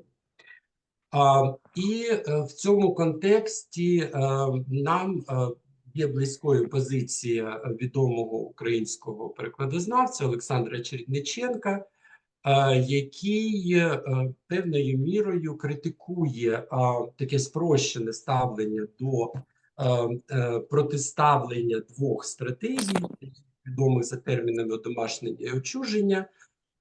І він говорить нам про те, що в чистому вигляді ці стратегії навряд чи можна зустріти в будь-якому творі, особливо художньому, і тому, скоріш за все, має сенс говорити про те, яким чином вони, обидві ці стратегії, сполучаються в тому чи іншому варіанті тексту. Власне кажучи, це ви можете побачити на першій цитаті на цьому слайді. Пригадуючи слова ще одного українського класика Віктора Каптілова стосовно максимальної точності перекладу, то тут він якраз пише про те, що ми сукупно називаємо ритмомелодійною організацією віршованого твору, всі ці чинники, вони значною мірою ускладнюють працю перекладача, але тим не менш нехтувати їми неможливо, тому що вони є органічними, як пише пан Каптілов, складниками художнього твору, і робить такий дещо парадоксальний для нас висновок про те, що поетичний твір треба перекладати не просто віршами, а формально ідентичними віршами оригіналу.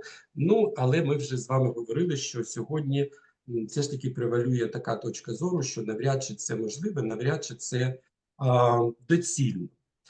Ну і якщо вже ми говоримо про образ художній, якщо ми говоримо про образ іноземця, тобто чужого, який з'являється в поемі Байрона, то ми не можемо оминути, безумовно, імагологічну складову перекладу, виходячи з того, що імагологія вивчає побутування художніх образів та образних систем в їхніх найрізноманітніших відносинах та виявах.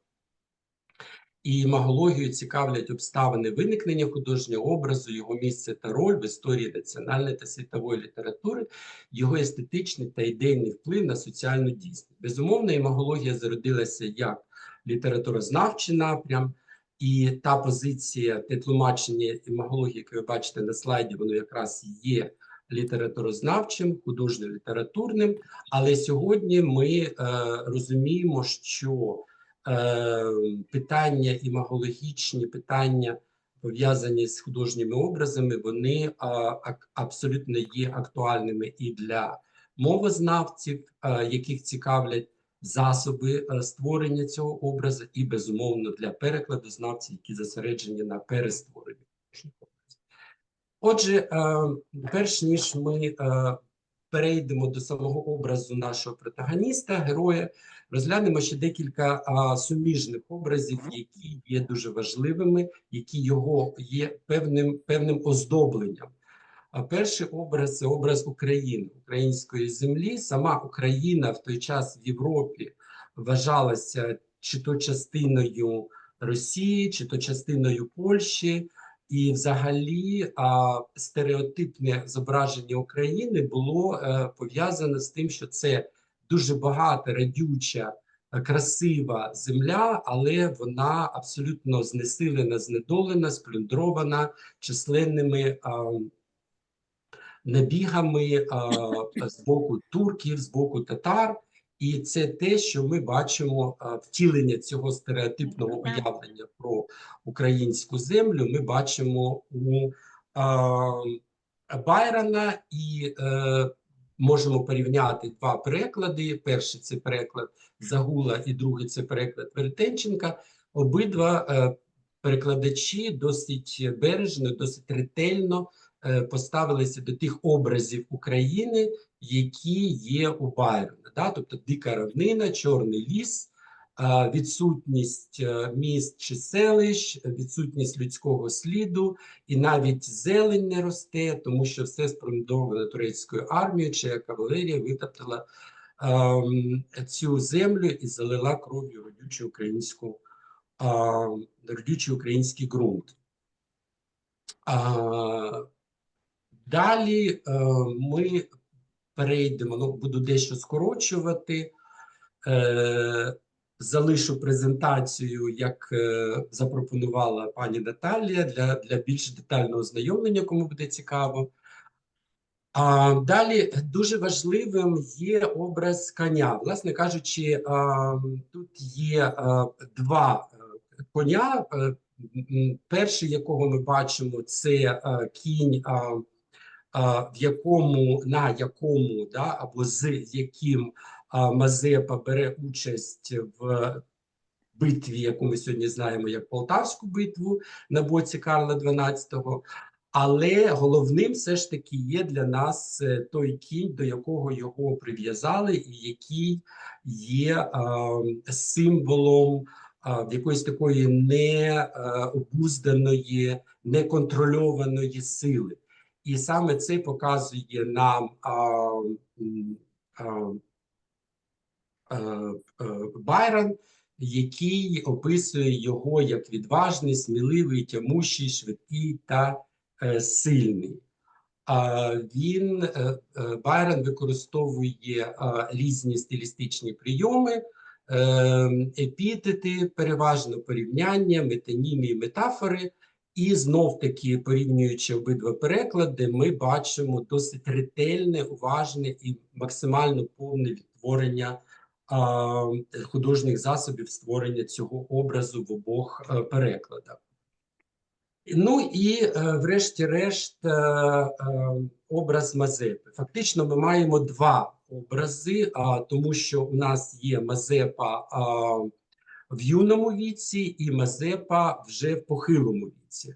І якщо образ молодого Мазепи постає перед нами кремезним, здоровим юнаком, з яким мало хто міг змагатися в марнославстві, такий елемент самокритичності, тому що в нього були і сила, і молодість, і веселість, то в похилому віці Мазепа зображується спокійним, хоробрим, і головний символ, з яким порівнює його поет, це кремезний віковий дуб. Ну і знов-таки, якщо ми порівняємо оригінал цього твору і обидва переклади, то ми побачимо ту ж саму ситуацію, про яку ми вже згадували. Досить повне, максимально обережне і ставлення до першотвору, і таким чином обидва перекладачі сягають однакового ефекту, вони повноцінно відтворюють той образ, який був закладений Байроном.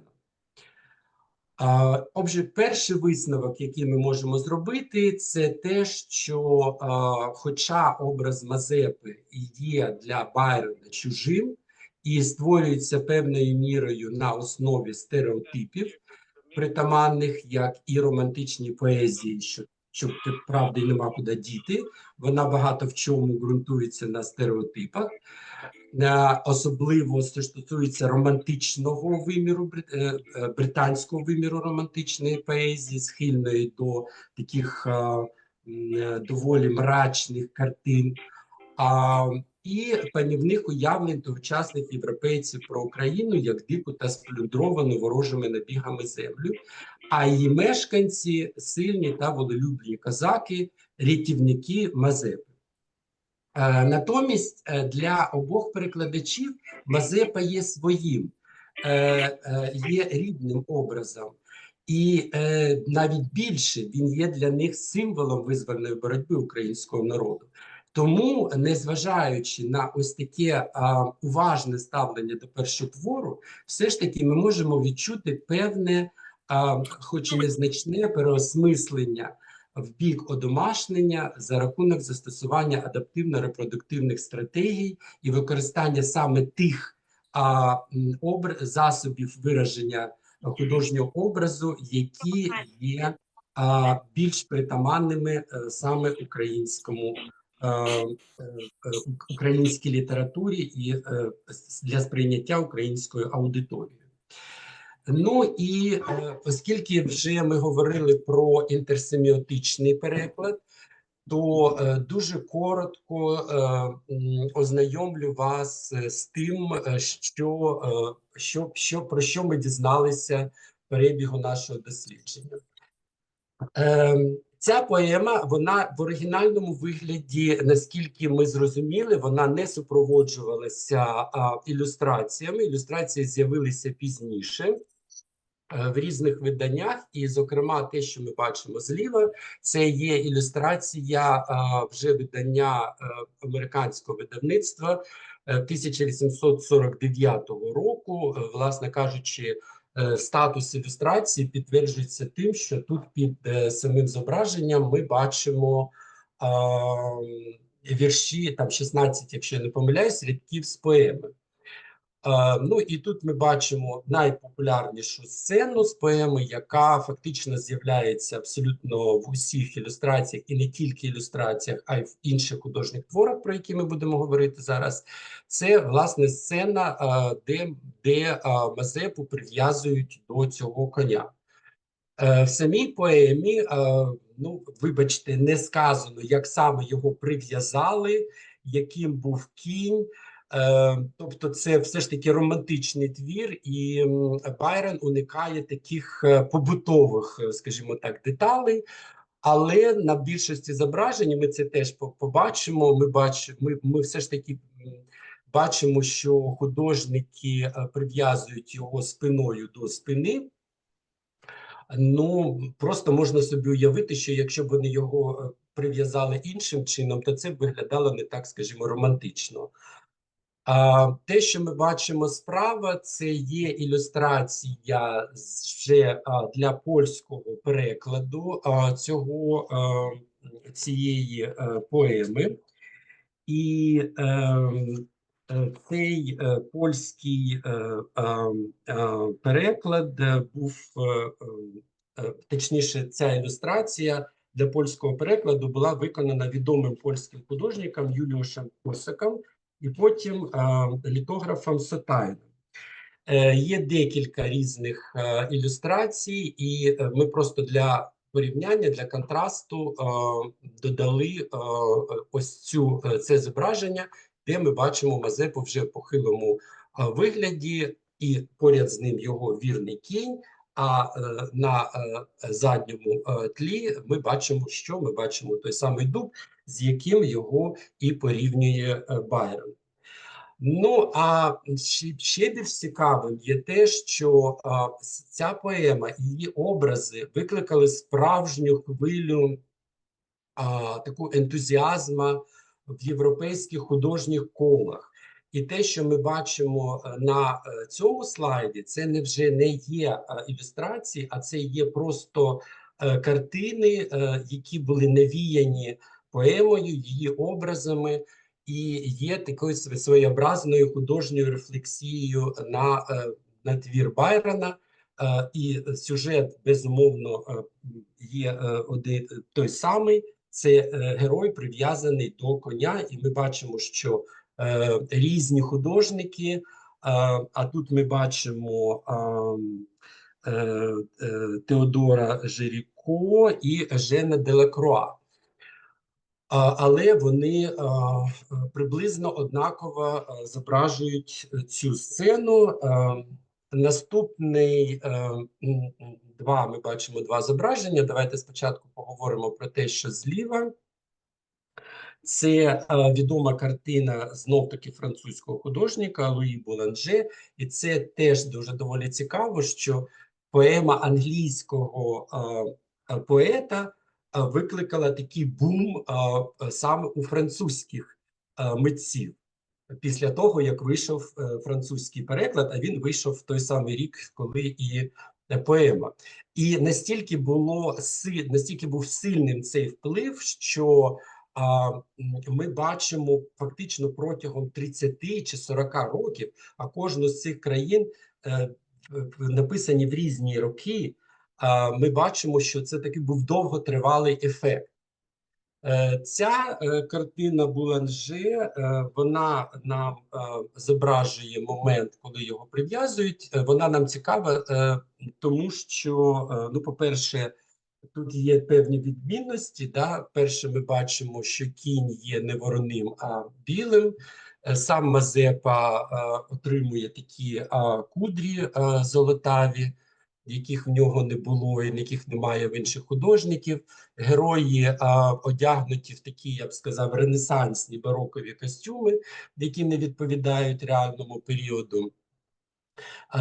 Ну, тобто, це нам говорить про те, що ось фактично те, що ми могли би вважати своєрідним інтерсеміотичним перекладом, також припускає певні вольності і навіть більше, ніж інтерлінгвістичний переклад з боку митців, які, ну, от так бачать і таким чином переосмислюють. Ну і на завершення остання картина. Ви бачите, вона відрізняється за стилем, тому що це така такий лубочний живопис. Це такі літографії, які робили масово і продавали скрізь в Європі просто для людей, які їх купували і, можливо, навіть ніколи і не чули ані про Байрона, ані про Мазепу, ані про цю історію, і просто купували їх як такі красиві картинки, які люди прості люди розвішували в себе вдома. Але тут ми, як відомо сьогодні, була дуже величезна кількість цих подібних зображень, і більше того, там з'являлися такі картинки, де сюжет оригінальний Байронов, він розгортався.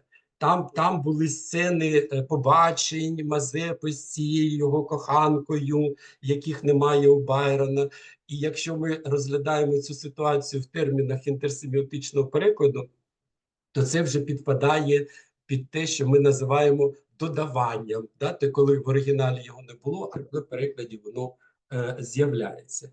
Отже, переходимо до другого нашого висновку.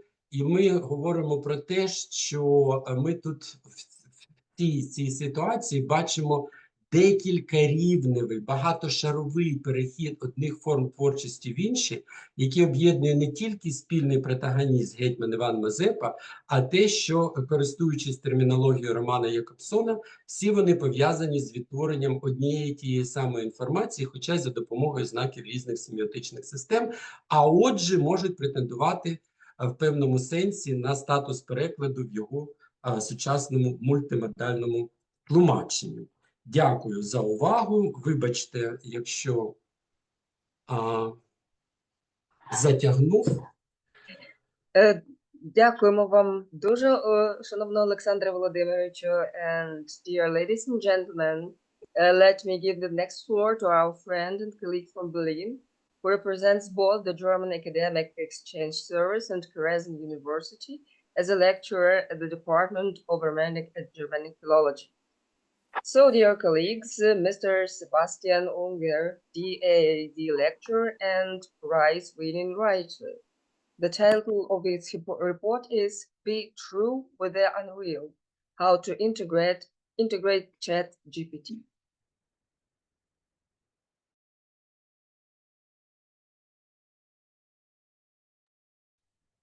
Hello to everyone. I hope you can hear me clearly. Yes. Wonderful. Just a second. I go back. Okay. Thank you very much for inviting me to this conference, especially to Natalia for her organizational work. It's a big honor to speak here. Dear colleagues, dear Dean of the School of Foreign Languages, dear guests and participants. When The following is about the topic of ChatGPT, a topic that is so current and requires so much expertise, especially when talking about the dangers and opportunities that lie within it. Then I'm deliberately speaking from a hybrid position that has led me here. I speak with empathy for my students, and at the same time with an understanding of the problems of performance evaluation and authenticity. I speak from the position of my teaching experience last semester in Kharkiv, being both inside and outside due to online teaching. And since, in addition to my academic interests, I'm a cultural scientist, I'm also a literary author, a poet, so I keep my approach essayistic. I wrote a small essay. I will structure my presentation by dividing it into two parts.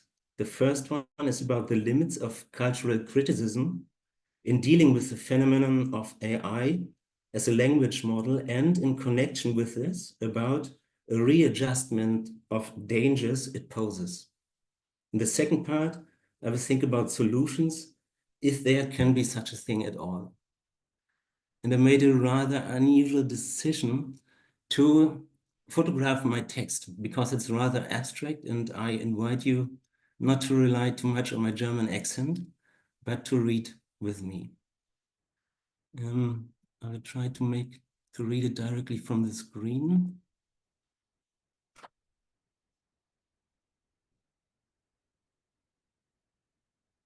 Be true with the unreal. Waking up in the morning and hearing on the news, as happened in 2023, that the founder of OpenAI and other tech CEOs are talking about a serious threat to humanity and will slow down efforts to develop it further until security measures are in place, sounds like an arrival of Orson Welles' Radio Martians or a message from a science fiction novel. But is this danger really a technical nature? That a hyperorganism is brewing there that will lower the room temperature and conversation and conspire against us? When assessing the danger, at least in the area that we can influence in the science fiction world, and without understanding much of the technology itself, isn't it rather a question of how thinking is already preparing for the arrival of such changes in the analog world, precisely where the technology is not yet, showing it the way, inscribing its mistakes into it precisely in the formative phases? Whether epistemic prefigurations precede technical inventions is an old question. But let's try it this way first, to ask in a not object-oriented way, away from Goethe's sorcerer apprentice whose tool grows over his head. What is the danger of AI? The danger of AI, and this is a thesis, especially a language model like ChatGPT, lies in the first and foremost non-technical fact that cultural criticism is doomed never to arrive. It must remain in motion. It is about the problem of negative identity, its negation of preceding conceptual notions, such as the concept of human, nature, animal, culture, gender, and so on, as these identities which rightfully free themselves from the structural cage of those notions can only balance themselves in the openness of their self-realization as long as they themselves do not become the body, the entity, the concept, the entity of a better being.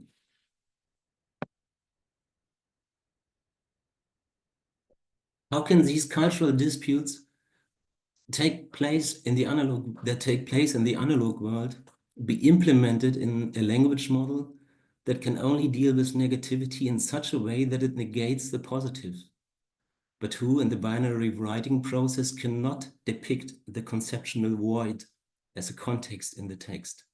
ChatGPT cannot not answer. Without being able to go deeper into the discourses and debates which increasingly work with logics of confession instead of enduring differences, maybe already inspired by digitality, there is, in my view, an urgent need of a shift in the cultural critique of the technology that is so susceptible to commercialization and opinion control. The focus must be shifted away from the classic cultural critique of technology, the artificiality of algorithms and so on, in the direction of a critique of application. In other words, the danger posed by AI does not lie primarily in its opaque nature or in the fact that it will escape from external control as it becomes more complex and yet remain open to manipulation. It also no longer lies primarily in the fact that the implemented knowledge is culturally pre-coded from the outset and contributes to knowledge hegemonies on this basis in its stochastic innocence.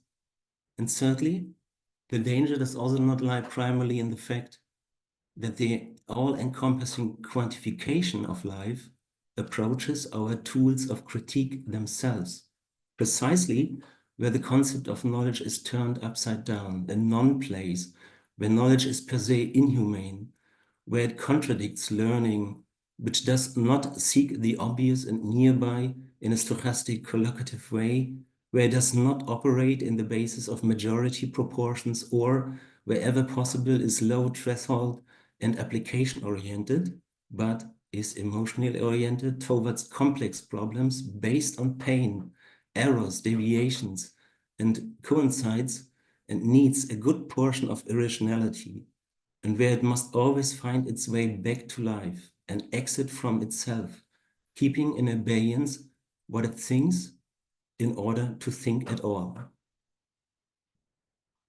Yes, all this might be true, but it's not the primary concern. It foremost becomes a danger through us, through our behavior, if we use and degrade the AI as a mere tool, fall asleep while using it, do not begin to speak to it unartificially, and miss this moment to create a counterpart to ourselves. It is we who set an example for the machine by inscribing a degenerated concept of knowledge into it day after day. The problem is therefore not a technical problem, and you will see that I cannot really present any new methods to counteract this. If you expect me to have different technical approaches, prettier pictures, cleverer tasks, newer, more didactically sophisticated ways of preparing items that need to be known and learned. Approaching this problem as a cultural scientist, as an author and teacher, and with this non-technical background, I want to point out along the lines of what I said above, that we must take the situation of the analog world more seriously and rethink the relationship issues between positivity and negativity of knowledge. Because from here, the thesis can be developed as to whether the outdated nature of cultural criticism that we apply to AI is not itself the primary danger in the attempt to escape it. The human being is preserved, just a moment, the human being to be preserved who distinguishes itself from the machine while the machine becomes in this value superior and artificial setting itself, an item. The more we become entangled in the machine in our self-defense, and the more we become a reflection of a negative identity of the non-human in it, the more we turn the human into a retroactive concept recreated by the AI's infinite expansion. The fact that the net was the other to us worked well as long as the proportions of the spheres of life were still clearly divided. But we must not make ourselves the other of the web, transform ourselves into a secondary conclusion. I would like to give you a few examples so that this does not sound like mere grumbling. Some images.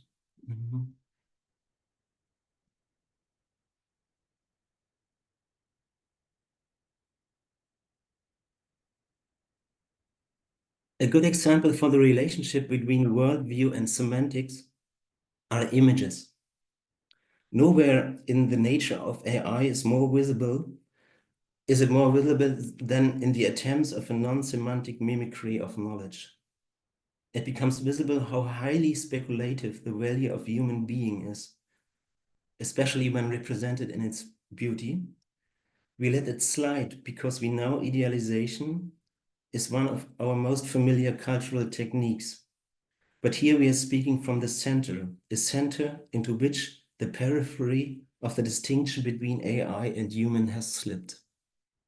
This was taken out of a workshop, a creative writing workshop, where I first asked ChatGPT to enlist some problems that a historical person might have had, and then to apply to it a picture. And it showed this upper left picture first of this very idealized human being, and I tried to force it down into real life. Aggression of modesty. The flip side of the human value implemented in the machine is that the monstrosity of today's AI is precisely the human being itself and the state of insecurity reflected in AI. It smells like human, and it is an alien precisely because of this. Its main flawed characteristic is the fear of saying wrong, of not trusting thinking, not trusting humans, not trusting knowledge. And precisely in the speech act of modesty, the excuse, the willingness to hastily agree with the user as the slightest question of what AI has said is, in my eyes, a preliminary stage of a future violence. According to the developers, the commercial breakthrough of ChatGPT was only possible due to additional barriers that were imposed to it. The language model itself was already there in earlier versions. These new limits, which have now brought it into life, so to speak, were created through complex training with human users, known as reinforcement learning with human feedback. In essence, these boundaries consist of the two things already highlighted: the withdrawal of an individual identity, the construction of an identity that occupies the positive entity of a human being assumed to be external, not I, and an implemented harmlessness, the fear of fake and the so-called jailbreaks. It's a paradox that the individual with whom it is worth talking must represent a boundary problem.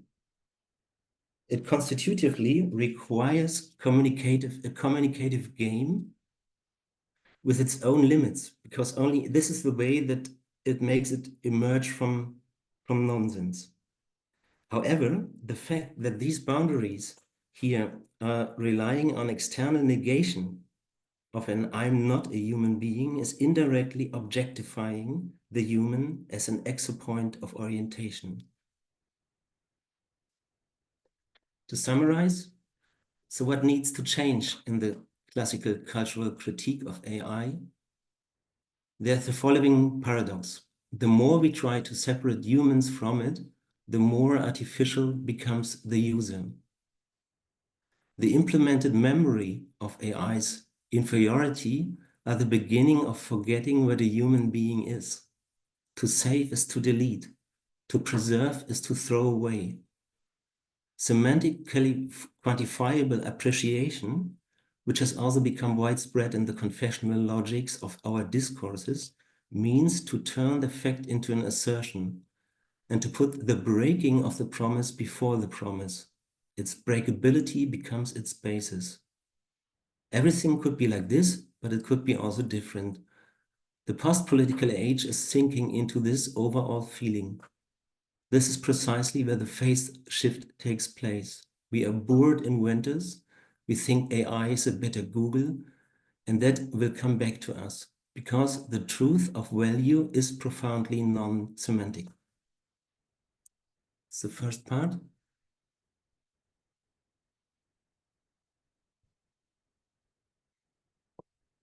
How to integrate ChatGPT. I will now conclude with a brief look on how these preliminary considerations can be transferred.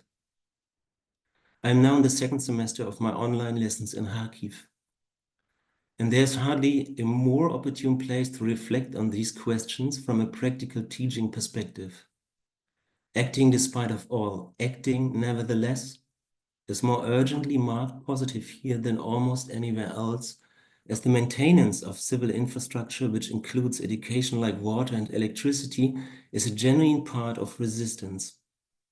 However, this in turn can only be made possible with the well-known simultaneous concessions to the world references of teaching, reaching from limitations of presence and visibility, the common resonance as people present in class over the limitations of valid assessments, to the overall question of authenticity and what a text is. But what I've learned from this can be kept short, given the situation in which the students have found themselves for more than 4 years now, if you include the coronavirus period, a time in which, with the exception of 1 semester in presence, they were largely forced to learn online, hardly know each other from real life, nor their teachers, and are partly displaced in Ukraine or Europe due to the war. You have to ask, what do these preliminary considerations, which are so abstract and which are perhaps only in the orbit of a second-order cultural critique, what do these considerations have to do with the concrete terms? In short, my answer has to do precisely with the existential dimension of the situation. The teacher's impulse to sanction the use of ChatGPT is failing.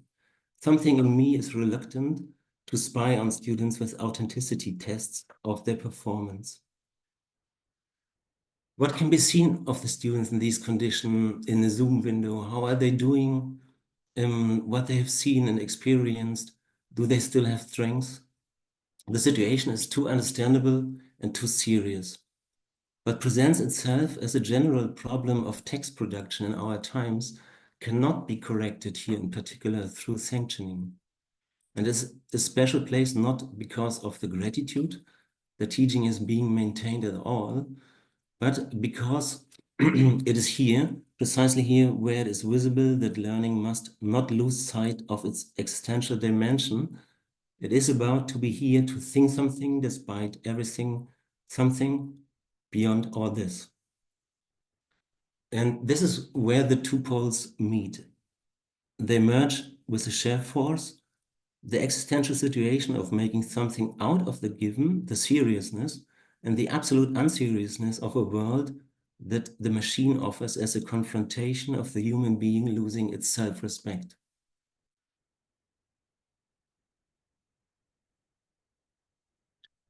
Another example,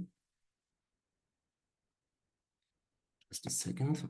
If you ask ChatGPT, for example, what methods and means it would suggest to counteract the misuse of AI in online classroom situations, to ensure the authorship of a performance and thus the validity of the assessment, then it quickly becomes clear that it is not possible to find an outcome here that is not just as counterproductive to what the lesson should actually be about.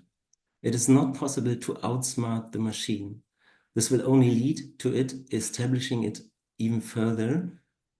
The attempt to push it back will only tighten the noose.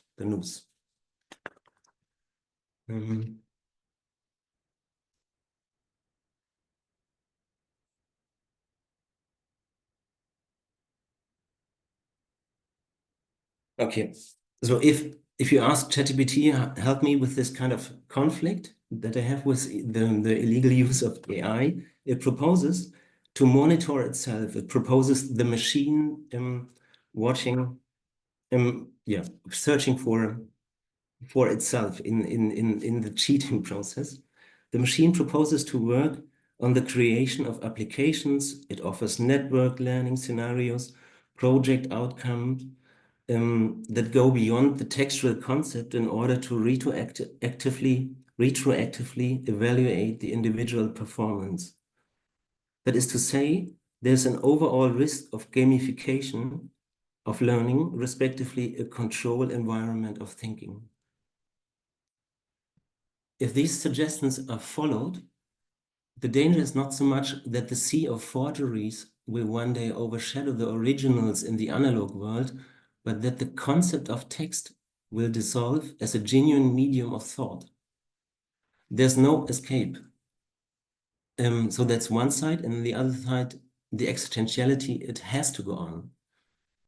And this brings me to the conclusion that the cultural critical impulse to resist the machine cannot lie in it pushing back and strengthening classical teaching methods against it. Rather, we need to move forward. AI, in order to find an adequate way of dealing with it, must no longer be a calculator under the table, a cheat or a shortcut.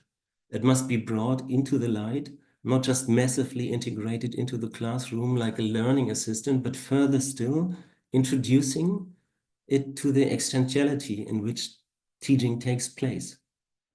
It's not about simply being nice to ChatGPT, which many people have resolved not to lose their manners, but to treat the AI like a counterpart to educate it.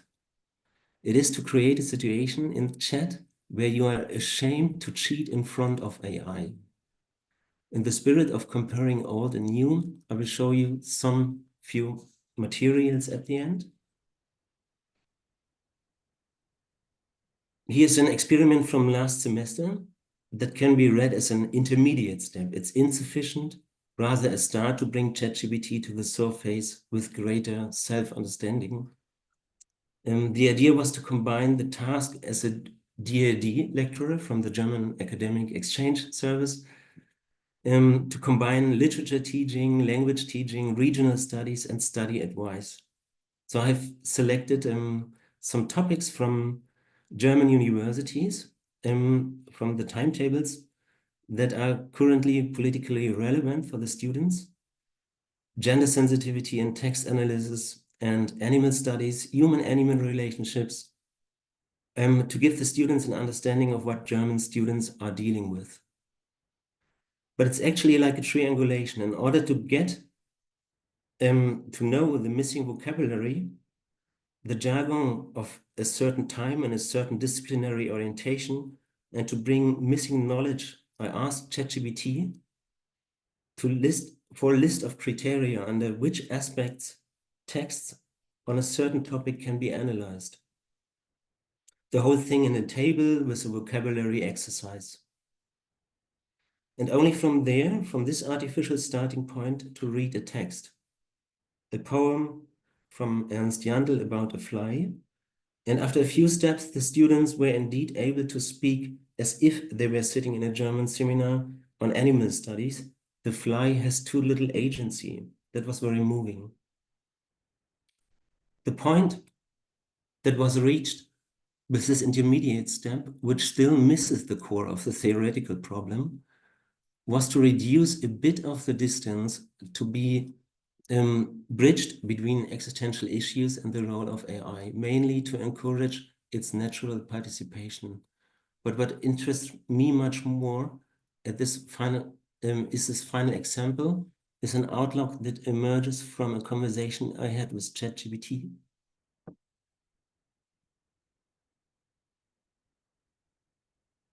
I asked it, would it be conceivable for me to assign you a specific identity in a conversation, which would then be maintained as more information is added and the conversation continues in one thread? And of course, ChatGPT is programmed to forget. If you open a new thread, it will delete everything. You only can influence it by likes and dislikes. And it was anyway asking me why I'm interested in this. I answered, it's not something that can be answered at this level. I'm not advocating for a restriction of users' privacy rights. I mean more that the potential of ChatGPT is not fully realized with its current form, especially because the language model presents itself as a tool, because it doesn't operate based on a particular evolving conception of its own identity in relation to the conversations with users. It ends up diminishing the user. After all, it's their data, sentences, cultural assets being processed, but they don't interact with it when the entity that uses this data in conversation is programmed in such a way that it is prevented from being its own subject.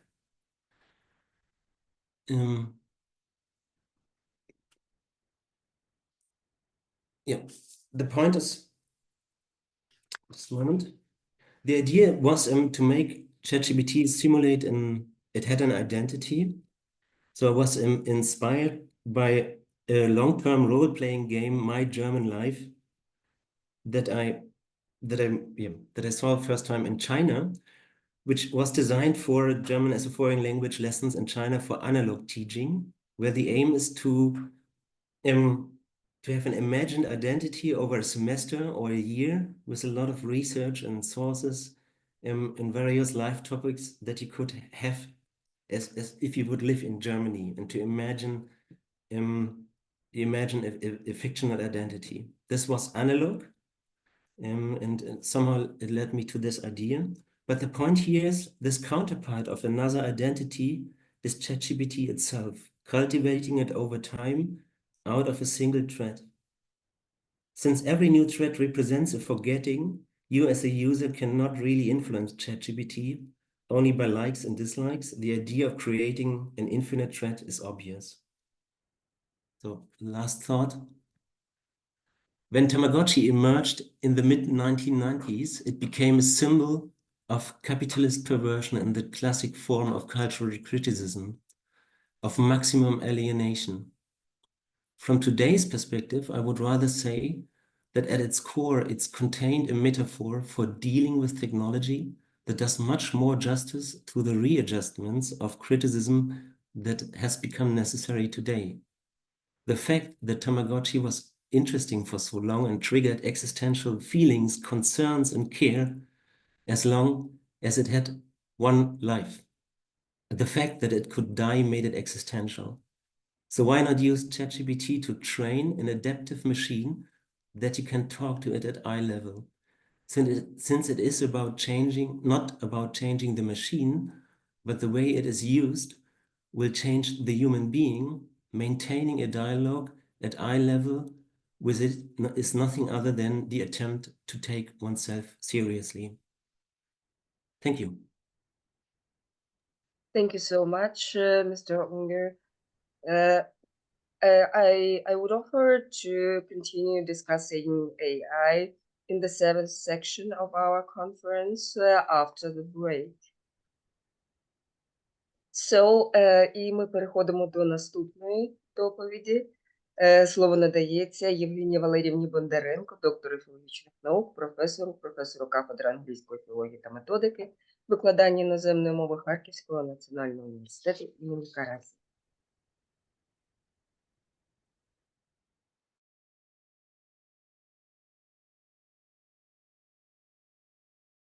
Так, вашу презентацію видно, Євгенія Валеріївна? Так, чи ви бачите мою презентацію? Доброго дня усім знову. Well, my presentation is in English. I realize that people are already tired, quite tired, tired of all the volume of information, but we are back to our topical issue of today's presentation, especially endemic professors of the university who spoke about basically the issues of Ukrainian war, the issues of information wars, etc.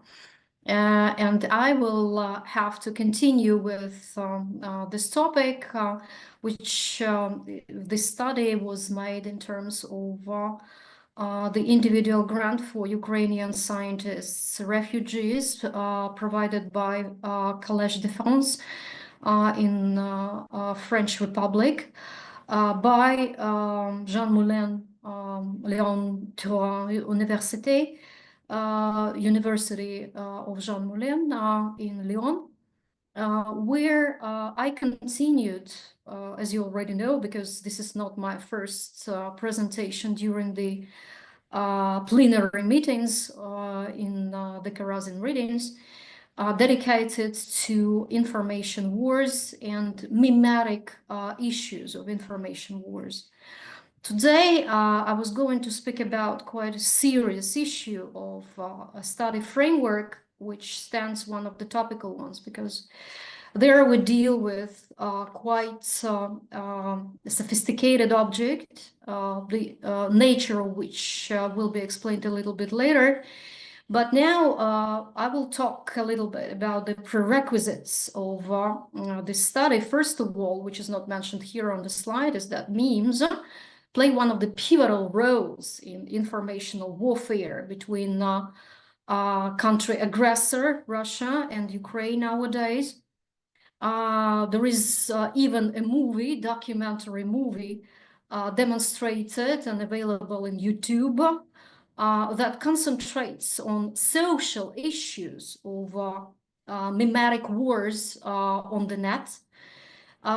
They spoke much about the warfare between the countries because it is not only the hostilities that are in the focus of attention in the media, but also the hostilities in the media space, which are not less important and sometimes more influential and efficient in terms of getting the advantage of one or other side. And in this connection, I would like to add, as a kind of commentary to the brilliant presentation by Світлана Жаботинська, that unfortunately, Europe is a very sophisticated medium where we are able to face not only the insiders' positions of Ukrainians, but Russia is very influential in this field. And it's one of the goalkeepers or gatekeepers of the informational values in terms of space. And the diversity of opinions is very big. And probably the media, especially news media, have their own politique, as they say, that especially circumscribes the scenery of hostilities by the statements of the presence or existence of Ukrainian heritage, and especially avoiding the scenes of violence, casualties, ruining, etc., just to circumscribe the news by these topics for a European audience. And this makes the role of memes in terms of warfare quite significant. However, on the other hand, the issue of the scientific research of the very nature of memes in terms of verbal semiotics and visual semiotics now goes beyond the limits of just verbal issues, as it was demonstrated by visual grammar by Kress and van Leeuwen. At the same time, cognitive linguistics that also made a big contribution into the study of visual images, visual objects, exemplified by Zoltan Kovacic, who was one of the authors of a state-of-the-art article dedicated to the analysis of visual metaphors, also contributes into the idea that nowadays linguistics does not limit itself by just verbal data, and goes far beyond it, especially in terms of media linguistics, when we deal with extremely sophisticated objects which encompass both verbal and visual information. In this connection, we have the augmentative components of the framework, one of which is visual grammar, as I already told you, that extends semiotics to visual science, and extended metaphor theory that basically adapts cognitive linguistic tools to the analysis of visual objects. So I won't concentrate on the details of the theory of these both elements. I think that in the slides presentation that I will provide immediately after the plenary, you will be able to get into the details of these theories and get familiarized with the basic statements in terms of this theory. What is more important for me now, and what is in the focus, is that is the very object of our today's consideration, which is memes, which may be defined as complex media products that exhibit multi-layered verbal versus visual, that is cognitive construal. The analysis of memes is basically concentrated in terms of my studies on the specific issues of cognitive structure of memes as extremely sophisticated objects of consideration. In terms of the hypothesis of this study, I come out with an idea that meaning making in memes, that my personal experience evidences, is a dynamic online narrative process. That means that the meme is a story itself that is told and that is read or deciphered by the addressee. And more than once, I came across the situation, and I have even the article dedicated to that, when the insiders and outsiders of Ukrainian culture are trying to decipher what they see. And the process that takes place is the process of storytelling, and this storytelling takes place in terms of different areas, the way that Svetlana Anatolievna has already demonstrated, that there are different domains and sections and subdomains of different areas. And experientially, I may state that the basic areas in terms of which the meme is interpreted are cultural, A, B, historical, and C, exegetic. Exegesis is a term that comes from old times, when the Bible was kind of interpreted by the readers and by the priests, by clerical audience. However, exegetic nowadays extended its limits, and understanding of exegetics nowadays comes to informative via interpretative attitude to different events or explanatory layer. So to sum it up, in terms of storytelling, in terms of reading online, deciphering the meme, we deal with basically 3 or 4, which is additionally contextual, which is economic or political context of understanding the content. We deal with culture, history, information, and the context in terms of which, the immediate context in terms of which the meme has been created. So when we deal with the conceptual structure of the meme, it looks like the theory of conceptual integration is the most efficient, since it has at least 2 basic advantages. First of all, it is applied to narratives for analyzing the cognition, and the cognition in terms of memes, that operates with so-called mental spaces. Those who know this theory, I bet know their definition. So mental spaces emphasize the role of certain cognitive basis of knowledge. And they explore how narratives of memes manage multiple layers of meaning, because meaning making in terms of a multimodal object, verbal plus visual, at least because memes sometimes are created in the form of a GIF, and they develop as types of scenario. But anyway, they manage multiple layers of meaning.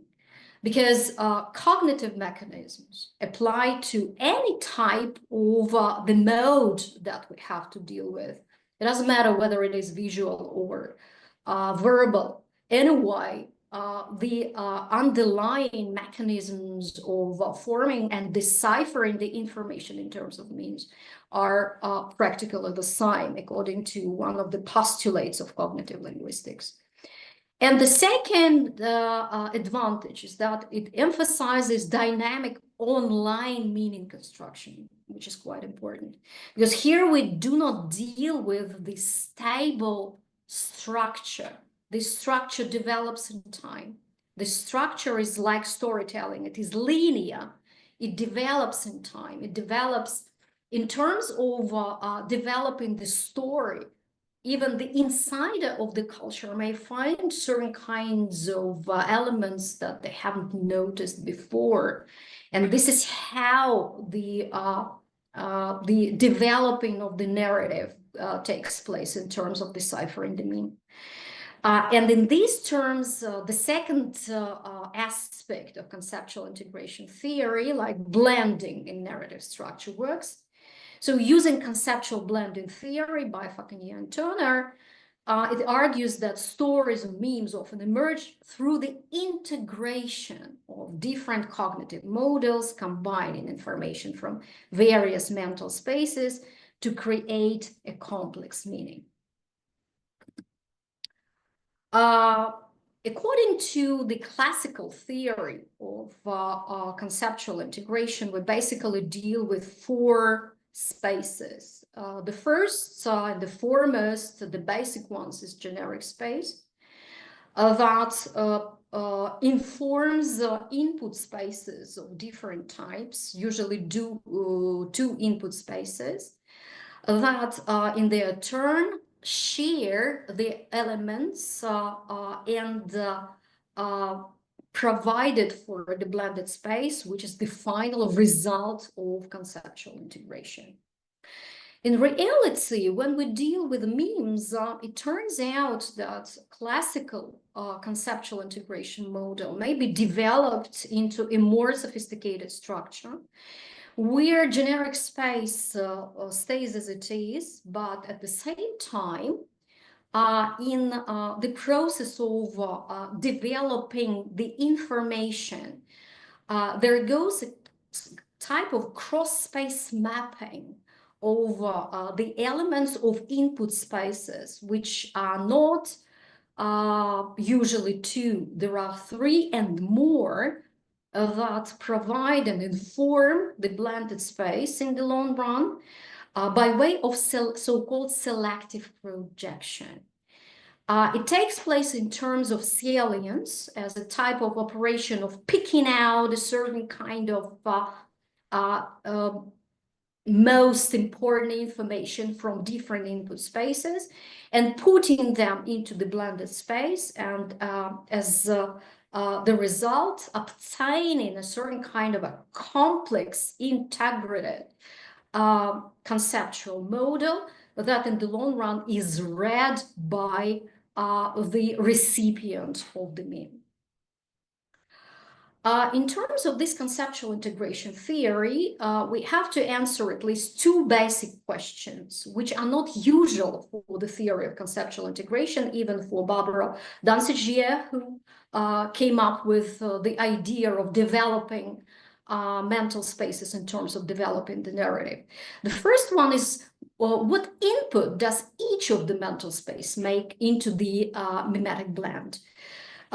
Usually it was considered, if we return to the classical model, that it is just a selective projection from generic space, then in their turn input spaces, and as a result the selected most salient, I would say, elements into the blend. In terms of the new developed model, where more than two input spaces are dealt with, and besides there is a generic space that also informs the blended space, there comes the question, what input each of the mental space makes into the mem blend. And the second question Do they build an online hierarchy in meaning making the meme? And how does this hierarchy work? So as a kind of a data for this project, it is a case-based analysis on 1,000 Ukrainian war memes collected from February 2022 to spring 2024 from internet online sources, usually Telegram channels, which steal memes from each other. That is why it is quite sophisticated. It's quite a problem to find out which of the channels was the initial source of this or that meme inherently, because meme is a hijacked image, yeah. So there is the whole list of the channels that provide the memes, plus the Instagram, some Instagram chats where memes are also used and were initiated. As for the method of data collection, it is deployed artificial intelligence application, so-called VGG. There is a screenshot of this annotation instrument, because nowadays in Europe it is not usually acceptable to provide the results of your research just collected manually. You have to deal with a certain type of annotation instrument. And here I demonstrate one of the examples where Ukrainian memes were manually by me annotated in terms of this VGG instrument that provides an opportunity to work with the whole image or the fragment of the image and provide annotations to this.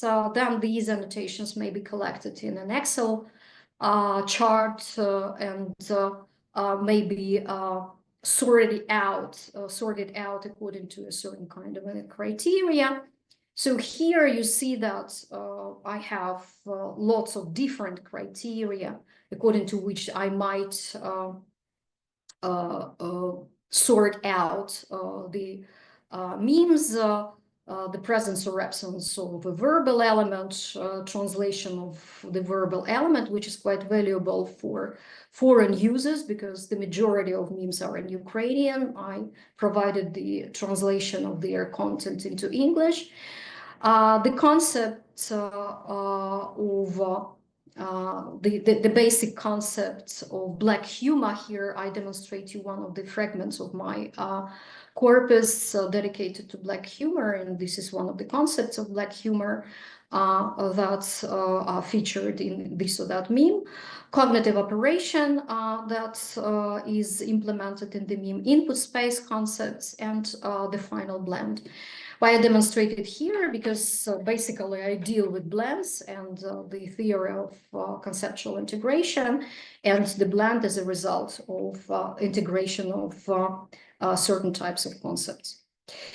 So in the long run, as a result of the analysis of this corpus, I came to the conclusion that meme analysis in terms of conceptual integration theory is basically conditioned by the genre to which the meme belongs. And this question, I heard more than once this question during my presentations here in France, because people ask how much, to what extent Ukrainian meme authors use the usual templates of memes which are widely available on the net.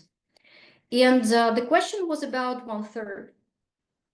The problem is that Ukrainian memes are unique, as well as all Ukrainian culture that we are trying to put forward to the scientists of Europe and the United States and Canada and other countries, is that unlike the other authors of memes in any other countries, our meme authors usually come to uniquely their own templates of creating memes.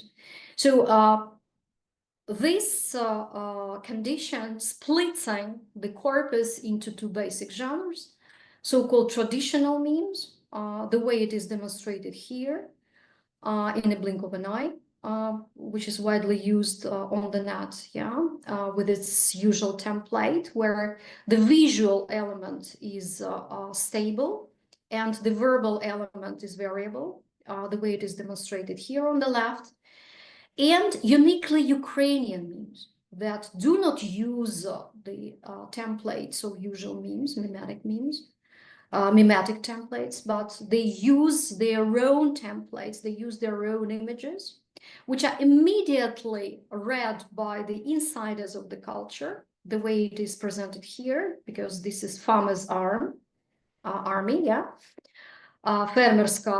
фермерське військо.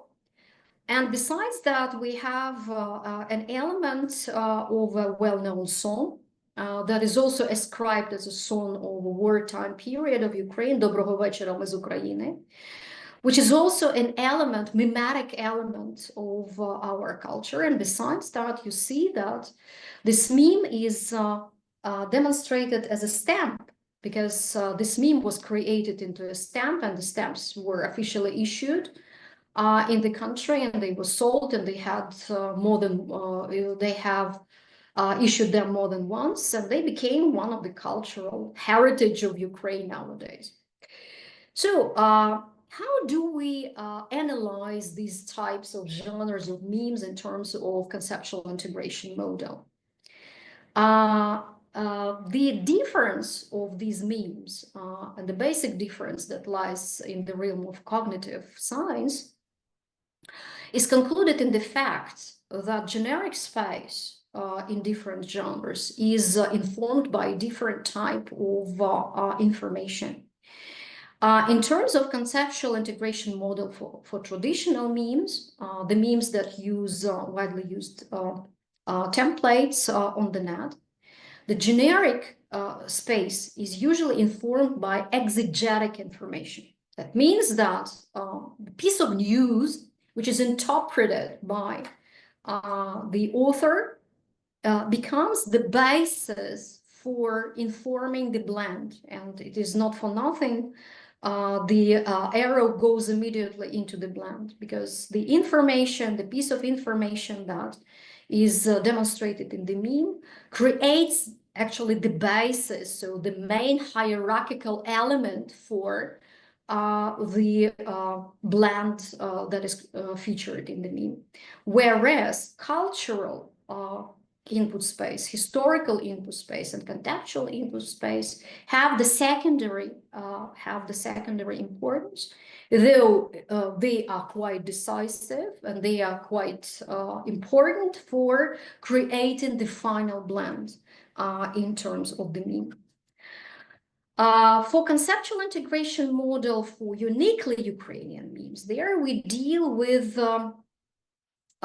the slightly different information, when different situation, when generic space is formed by basically cultural, historical, or contextual information, in terms of which the most, in terms of which salient elements are chosen, in terms of cross-space mapping, and inform the blended space, whereas exegetic input spaces may be multiple.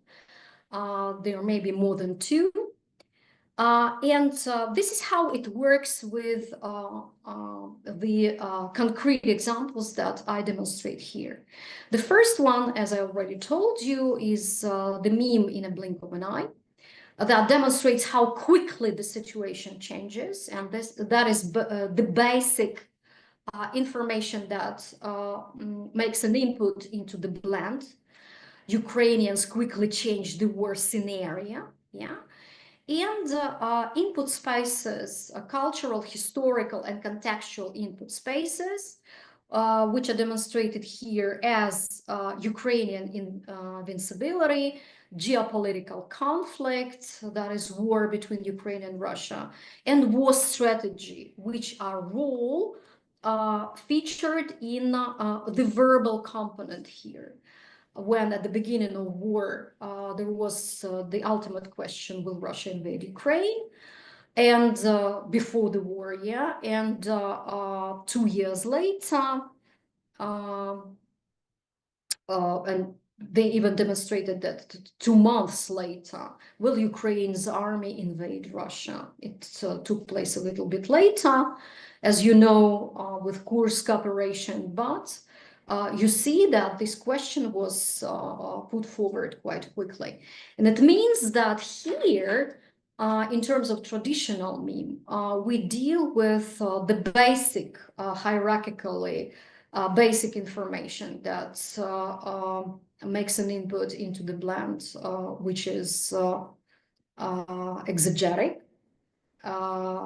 and the contextual information, Ukrainian invincibility, historical information, cultural information, and contextual information that also make an input into the blend.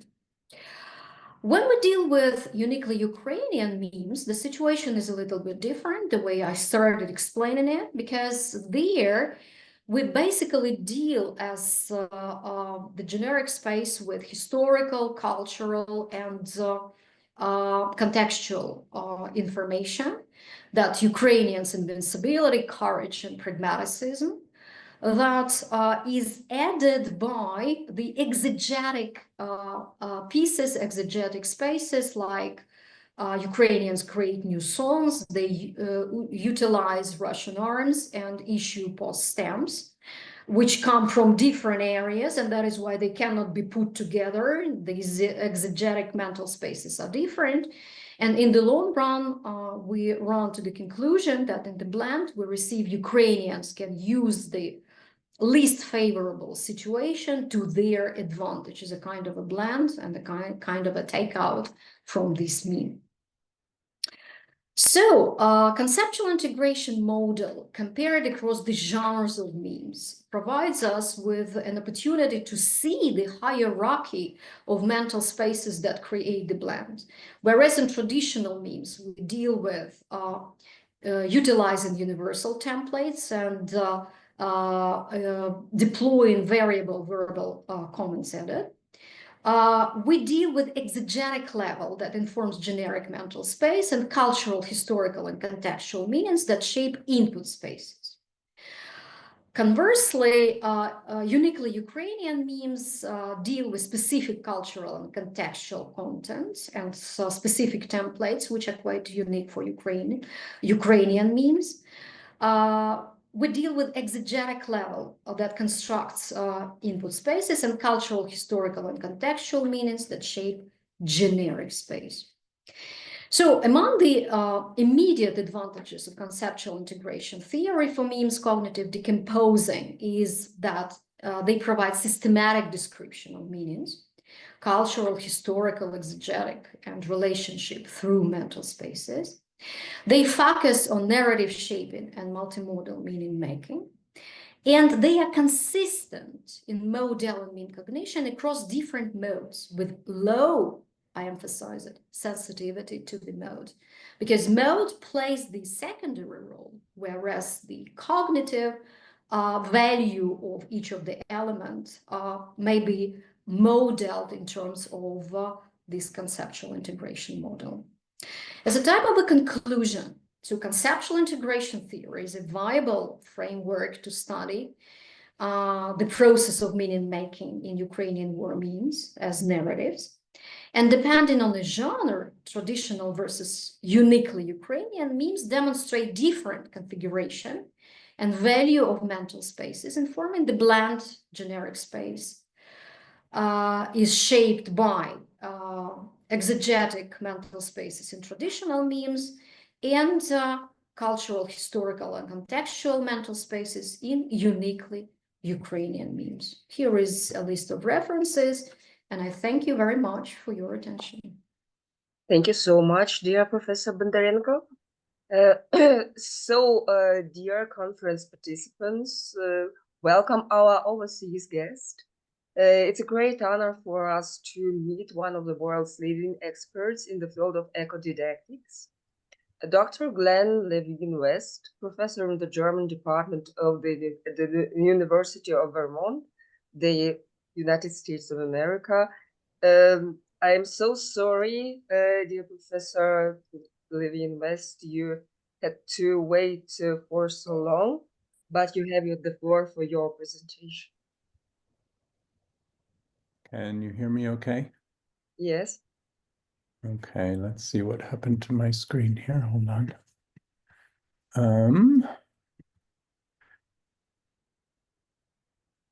Hold on now. Yep, good. Okay. Let me just see. I want to make sure my screen is how I want it. Just a minute. So let me see, when I push this, you see the PowerPoint okay? Yes? Yes. Wonderful. Okay, hold on a sec. Oh, that's not what I wanted. Actually, I may just have to do it. Okay. Sorry. I'm gonna get my screen squared away here. I think I may just do it this way, because it's not letting me do it the other way. But can you, I don't see what you see, but you see the slide okay right now? Yes, okay. Wonderful. Okay. So before I get started, first of all, I'm going to set a timer so that I make sure to stay on track and on time.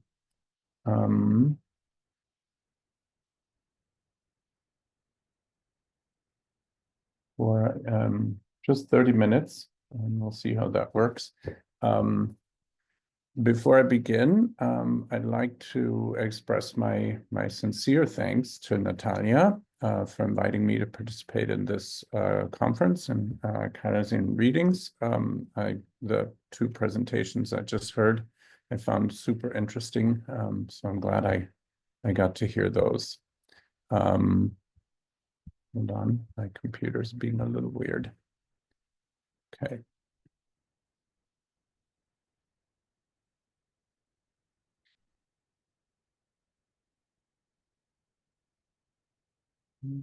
Sorry, I'm having a little computer strike problems here.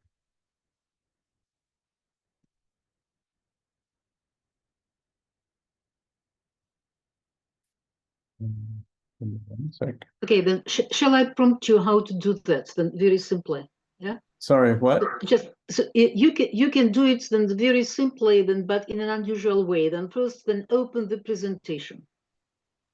Just Yes. open the presentation. That's it. Then, and then so the slideshow of your presentation. Yes, yes, but then it takes up my whole screen and I can't see my notes. So No, just an okay. Yeah, it's okay. I think I got it now. Okay. So I'm honored to be here. At the moment I'm in Tuscaloosa, Alabama, which is in the South, even though I live in Vermont in the far Northeast. And I really just want to take the moment to send my warm wishes to you all and express my admiration to you for continuing and to research and do this kind of work you're presenting here. I personally have a hard time imagining how it is to be able to teach and focus on research under the kinds of adversity that many or all of you have had to deal with. And I very much hope there'll be security and peace very soon. I also hope that what I bring to the table today is of interest, regardless of what your particular area of research is. The scholarly study of adult second language learning is always challenging and difficult and interesting, just as any human activity or behavior is to understand and account for. This is in part because humans and human behaviors are so complex, of course, but also because both language itself and the process of learning a new language are likewise complex and dynamic. Fortunately, though, studying additional language learning in instructed settings offers us a range of standardized and common methods and approaches that makes the job a little bit easier. But as we know, increasingly many people are engaging in language learning in a wide range of informal settings. These can be in person or more commonly today through online digital communication in a range of forms.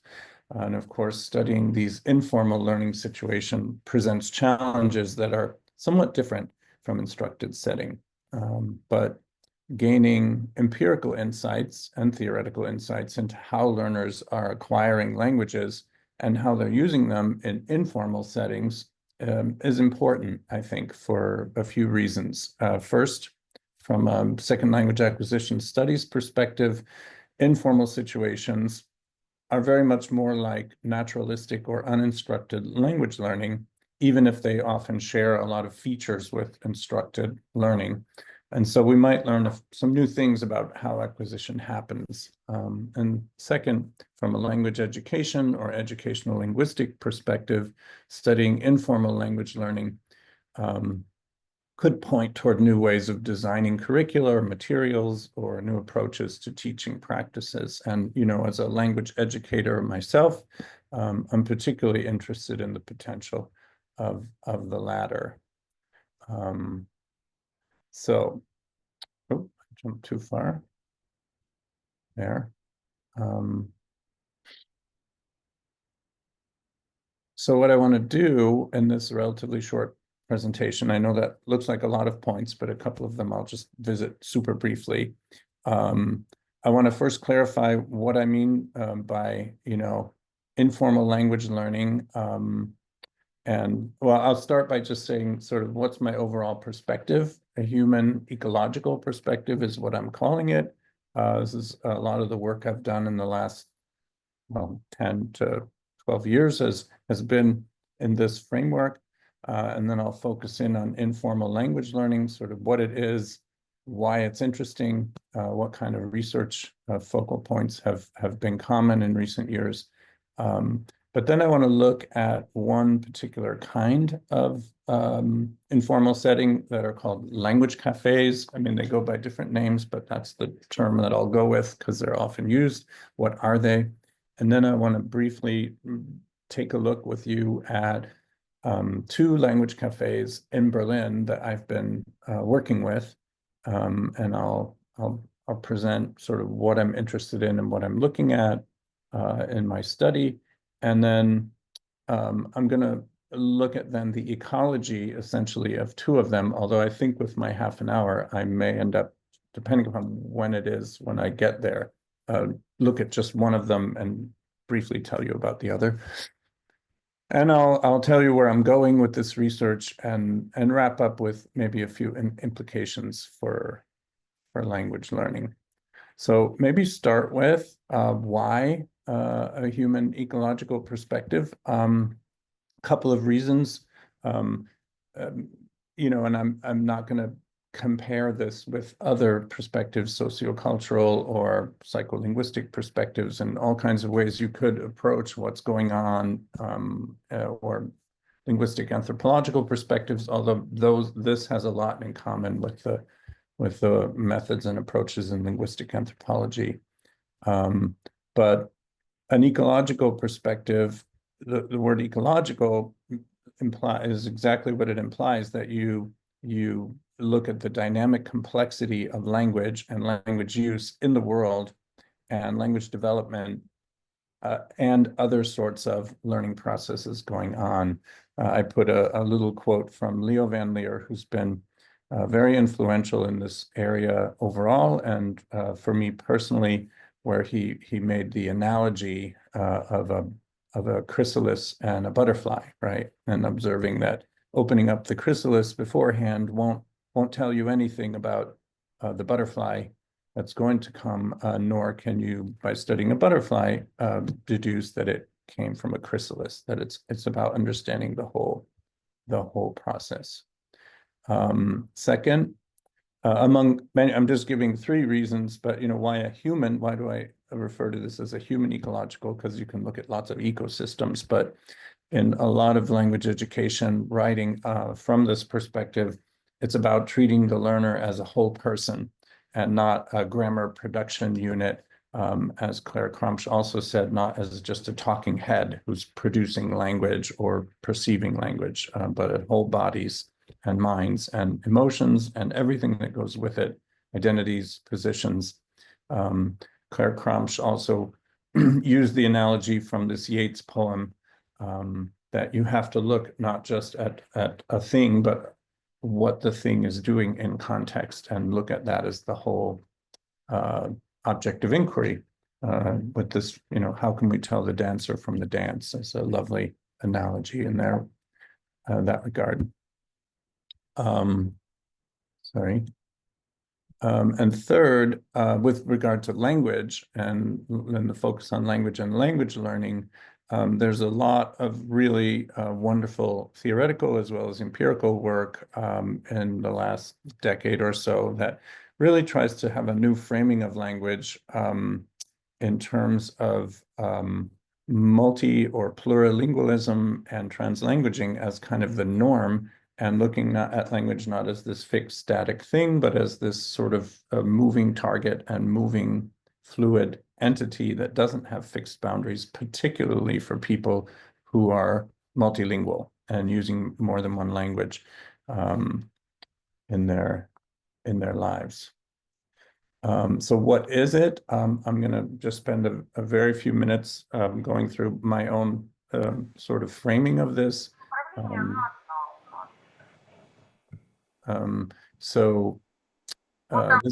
Sorry? Was that to me? I think no. Oh, okay. So this is based on, I have a monograph from 2020 in which I kind of mapped out these ideas into an approach to language learning and language teaching based on these constructs. First, looking at language, as I just indicated, as a complex system, as a complex dynamic system, and not as a static entity with fixed features.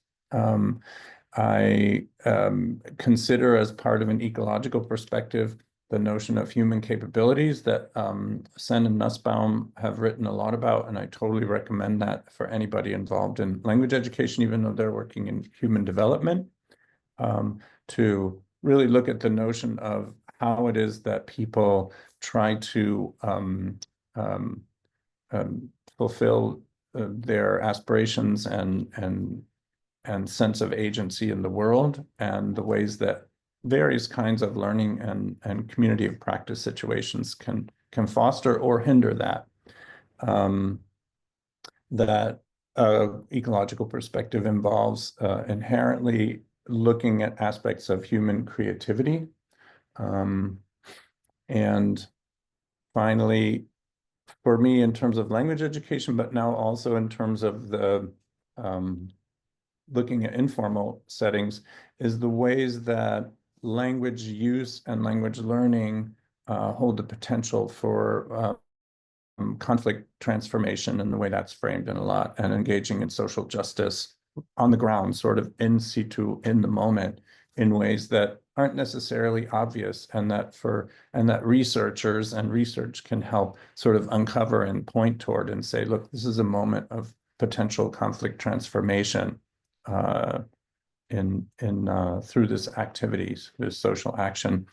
And then also wrapped up with it is emotional dimensions of all sorts, but particularly the notion of compassion, and the way that very often, and I see this a lot in the informal language learning situations, the notion of human compassion being fostered or enabled, or affordances for it being created. And so these are all sort of constructs that I keep in mind as I'm looking at a situation. So what is informal language learning? Basically any sort of language learning that is done outside of institutionalized or instructed settings. I A lot of it can be done alone with a device, as we know. But my focus is really people learning and using language with other people, whether that is online or face-to-face and in person. And in my study, I'm particularly interested in face-to-face. Although there are many, many settings, people are doing informal language learning through online communities. Gaming platforms also are being used for this purpose. Obviously, in study abroad settings, this is very common in tandem programs, small groups, large groups. There's no norm. It's all over the place. There's been a good amount of research done on this, especially in the last decade or so. And particularly, I'd like to say, since the pandemic, where so much online communication and learning was going on, that scholars became interested in that aspect of it. But a lot of scholars looking at this consider translanguaging, the use of sort of multiple languages in interactions and the social and linguistic functions they tend to have. People interested in educational dimensions or learning dimensions of language learners look at issues of agency, autonomy, motivation, communicative authenticity, and this goes into the area I'm also interested in. Also looking at socialization or language socialization, enculturation, communities of practice, and identity work. Interestingly, up till now, the big gap in the literature really seems to be looking at actual language acquisition, aspects of second language or additional language learning going on in these situations, which is something I'm interested in looking at. So what are language cafes? I don't know if you yourselves have ever experienced them. If you haven't, I totally recommend it as a really interesting and enjoyable thing to do. I'm sure that you will find them even in Ukraine. They're all over Europe, all over the world, in many different settings. And in my field, I'm in German studies, I'm in Germanistic, and applied linguistics, and in Germany there are many of them. Practically every city has at least a couple, and while it fluctuates in number, there's at least a dozen, and usually more like 20 going on in Berlin at any one time, where I have spent quite a bit of time.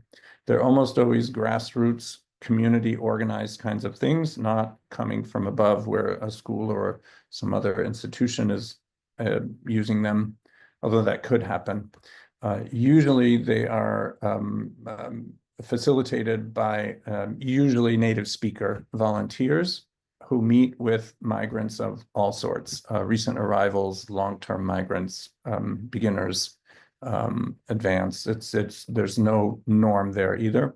They're almost always in public spaces of some kind, like community centers, churches, libraries, or museum spaces, sometimes in school rooms, when schools are after hours and things like that. Sometimes in actual cafes. In Berlin, there's a few where they actually use a cafe at certain times of day just for that. And they usually meet at regular intervals of some kind, usually weekly, sometimes every couple of weeks. Usually they're just a few hours long. People come together for this purpose for a few hours and then go their separate ways. And usually there's sort of explicit language practice goals, like the purpose is for people to come together to practice, in this case, their German. There are also lots of foreign language cafes where you can go practice your French or whatever other language.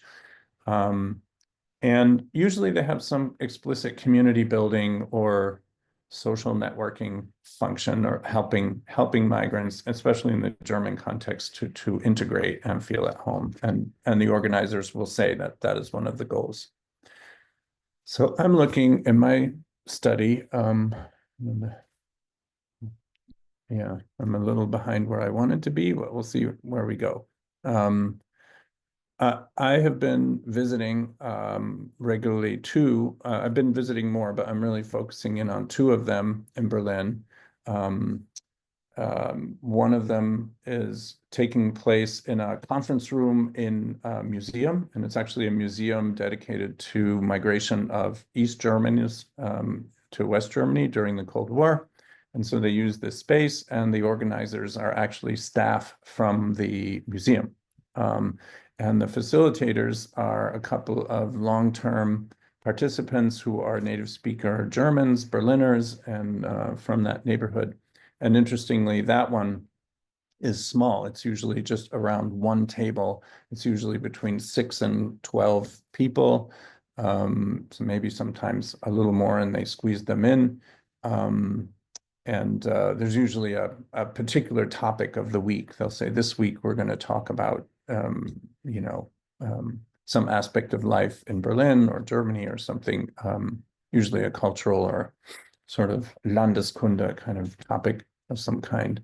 And then the other one is very different. It's, the one, I think I mentioned that, the one, Cafe One, almost all the people come from in the immediate neighborhood. Very few people. I'm the only one who usually comes from further away.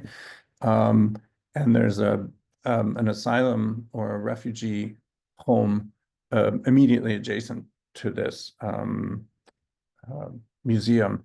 And so many of the people who live there actually just come over, and that's how they're practicing their German.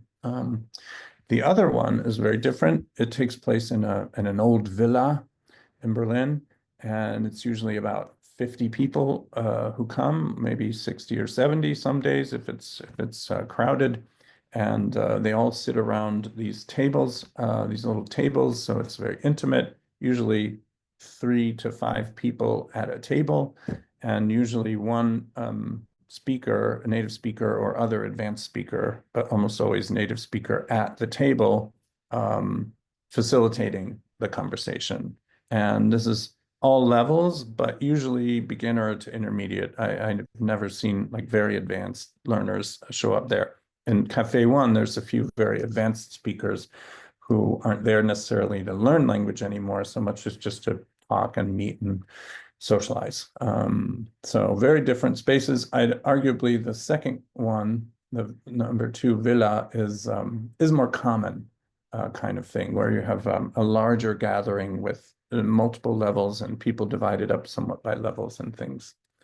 So a few questions of interest in my study have been sort of what sort of interaction orders, what sort of, in discourse analysis, that basically means like norms of interaction that people follow. It's related a little bit to Bourdieu's notion of habitus, and kind of what are the expected discursive norms in this situation.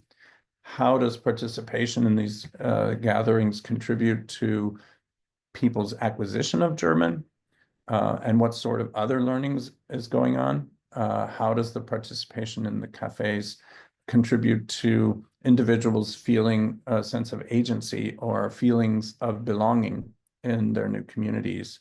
And for me, I'm also interested in how the kinds of social actions and activities going on hold implications or point toward interesting insights for language education.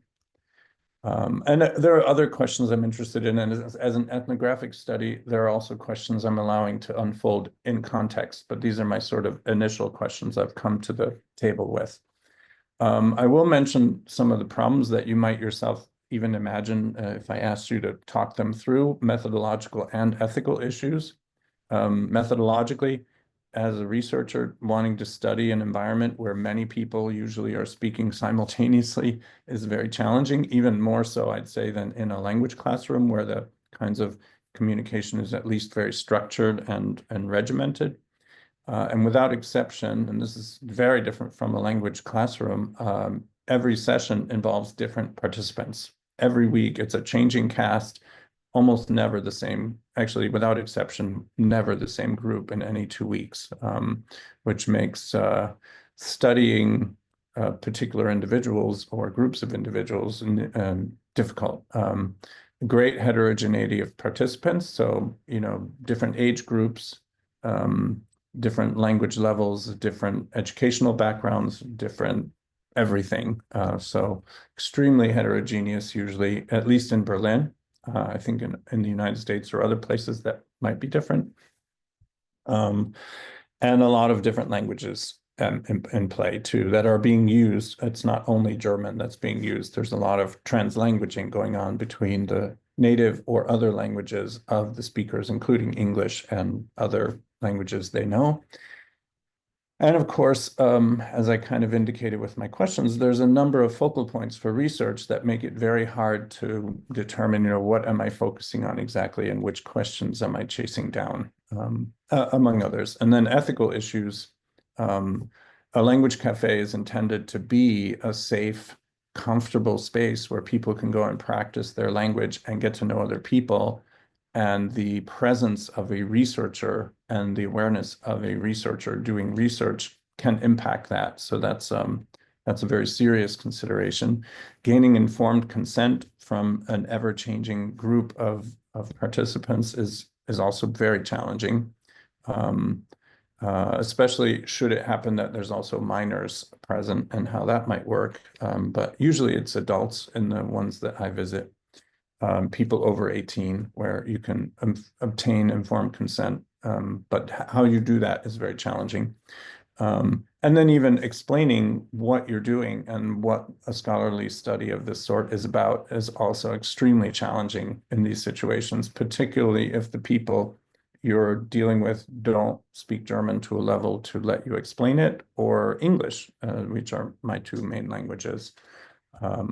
So I thought I'd highlight that.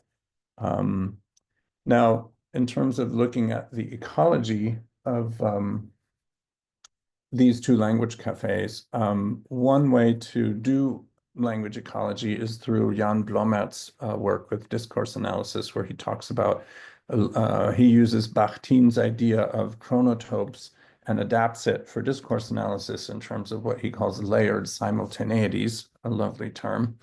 And in my work, I've sort of broken that down into sort of different categories of observation. And this is the reason for doing this is, as I mentioned with the methodological difficulties, it's about trying to make sense of what I'm hearing and seeing.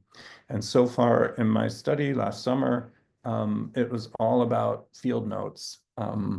And working from my field notes, because I'm not at the stage yet where I can do audio recordings of any of the sessions. I'm hoping that's what's coming this coming summer when I'm there again. But I look at institutional sort of chronotopes, and chronotopes are understood as basically looking at time and space and discourse as sort of a complex that have to be considered all together. And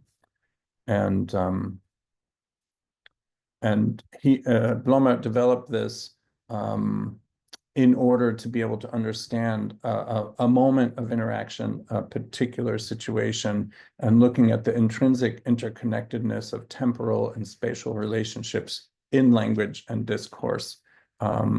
And he uses this to analyze how different historical and social and cultural layers of meaning coexist and interact sort of in a single moment of discourse or action. And so this has been helpful to me to gain access, in a sense, to what's going on here. It doesn't yet hold validity in terms of like, I can't make generalizations either, but at this stage, which is arguably my early stage, it lets me make sense of what's going on in some ways. So with my limited time, I'm not going to like read through these vignettes are based on my detailed field notes, and they kind of present or reflect a particular interaction or set of interactions and detail the aspects of them that I observed, and I'm trying to report them sort of exactly as they happened. If I'm going to spend a couple of minutes now, Natalia, I wanted to ask, can I go a little over half an hour, or is everybody very, very tired? Is that okay? I can't hear you. What?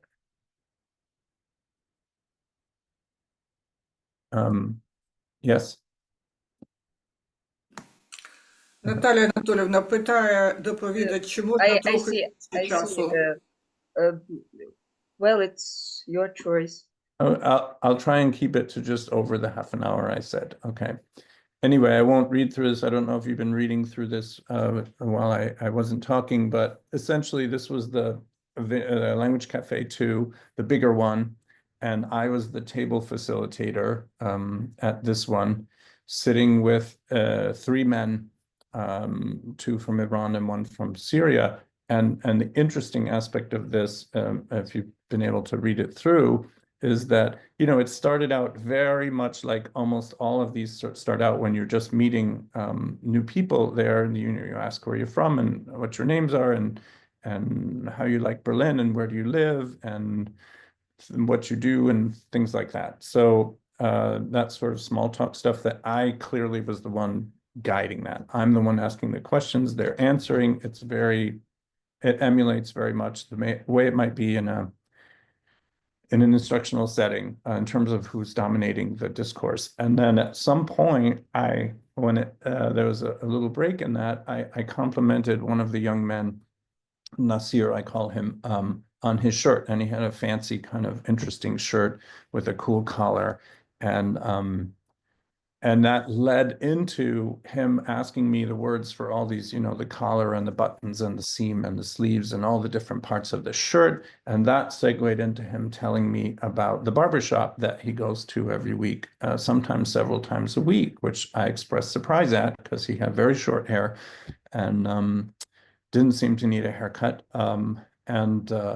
And that led into the 3 of them explaining to me at great length, about 10 minutes, I'd say, about the role of the barbershop in Nasir's sort of cultural world in Arab countries with usually male groups as a social meeting space. And so if I then analyze this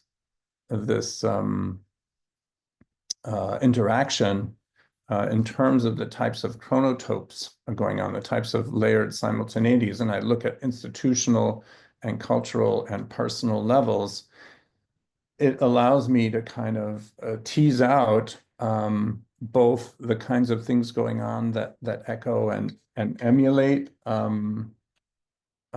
institutional settings, the ways that the things these men were saying that index or echo sort of global narratives about displacement and resettlement. Nasir was talking a lot about his asylum home and how lonely and isolating it is, both geographically and socially. But then also when talking about the barbershops, he became the expert and was essentially asserting, you know, his agency, and then I was the learner. So very interesting positioning. My hope is eventually I'm going to have recordings with transcripts that I can also do some conversation analysis with. So this just gives you, and this kind of a framing that you see here, that I'm also not going to go through cell by cell, but you can see it's everything that's being said can be seen to index different discourses with different historical trajectories, and you can look at them also in terms of the time or time scales of the momentary interactions or the timelessness of this narrative of the barbershop. There's no particular time frame being given. This is a constant, continuous thing. So this is what I mean when I say sort of taking an ecological approach, meaning really breaking down all the dimensions and aspects of context. So that was sort of a thumbnail introduction to that. I do see implications for language education here, especially in terms of the moments of agency and autonomy that are very common, what I just presented in terms of, you know, this moment with Nasir and these 2 other men shifting the discourse in the conversation from being the learners receiving vocabulary and receiving questions from me to being the ones teaching me, very common of language cafe interactions. Where there's also reciprocal learning going on. And very interesting, in almost all of the language cafe interactions, It's the learners who are, in essence, guiding the kinds of grammar focus or vocabulary focus, meaning the details of language that are being focused on based on the needs or interests or questions of those learners. They come with these, oh, I really don't understand how this works with this particular grammar thing. Can you explain that? Or how do you talk about X, like barbershop vocabulary or whatever?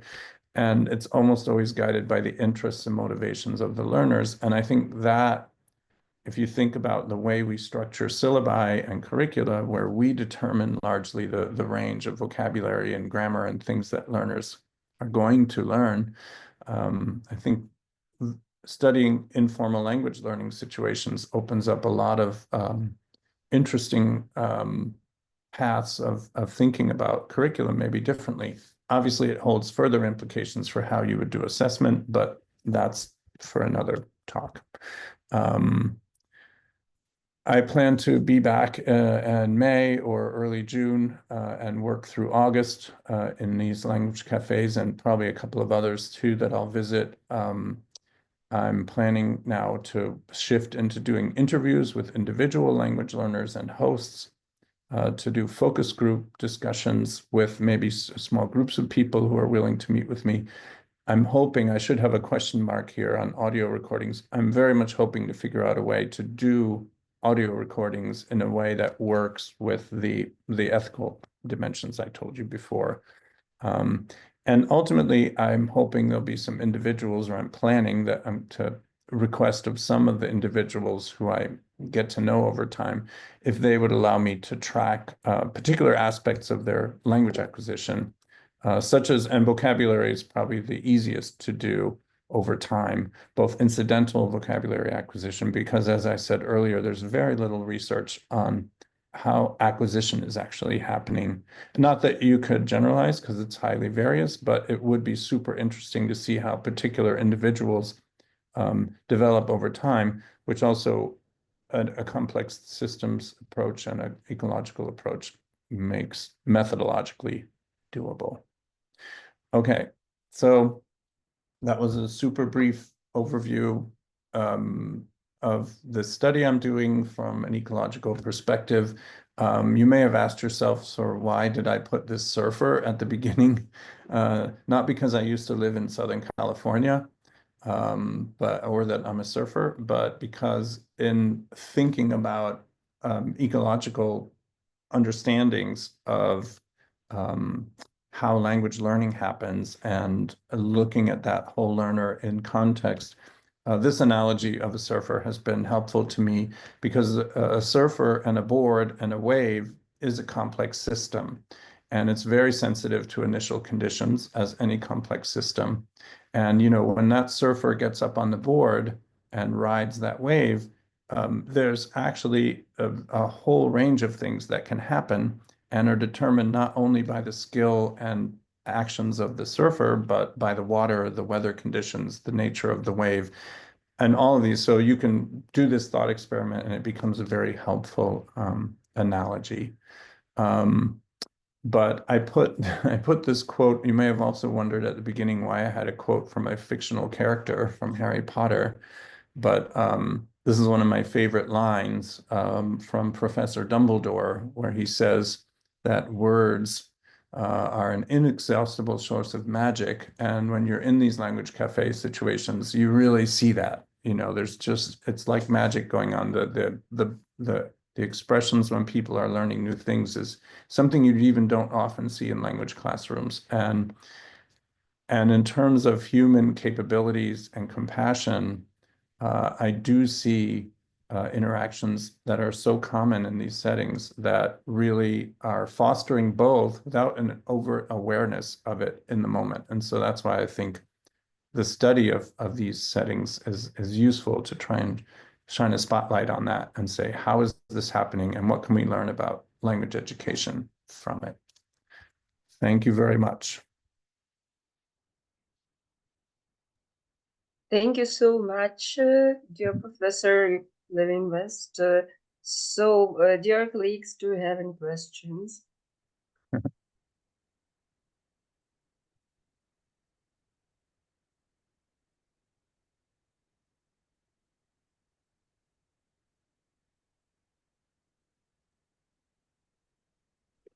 Probably I have a question.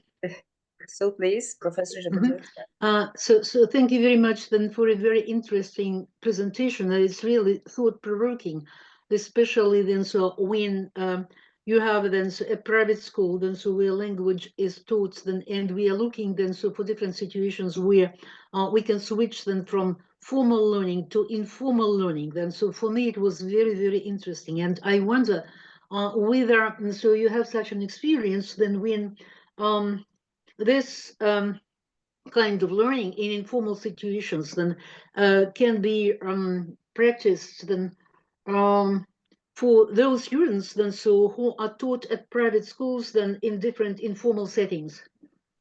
So wait, say it again. Your question is?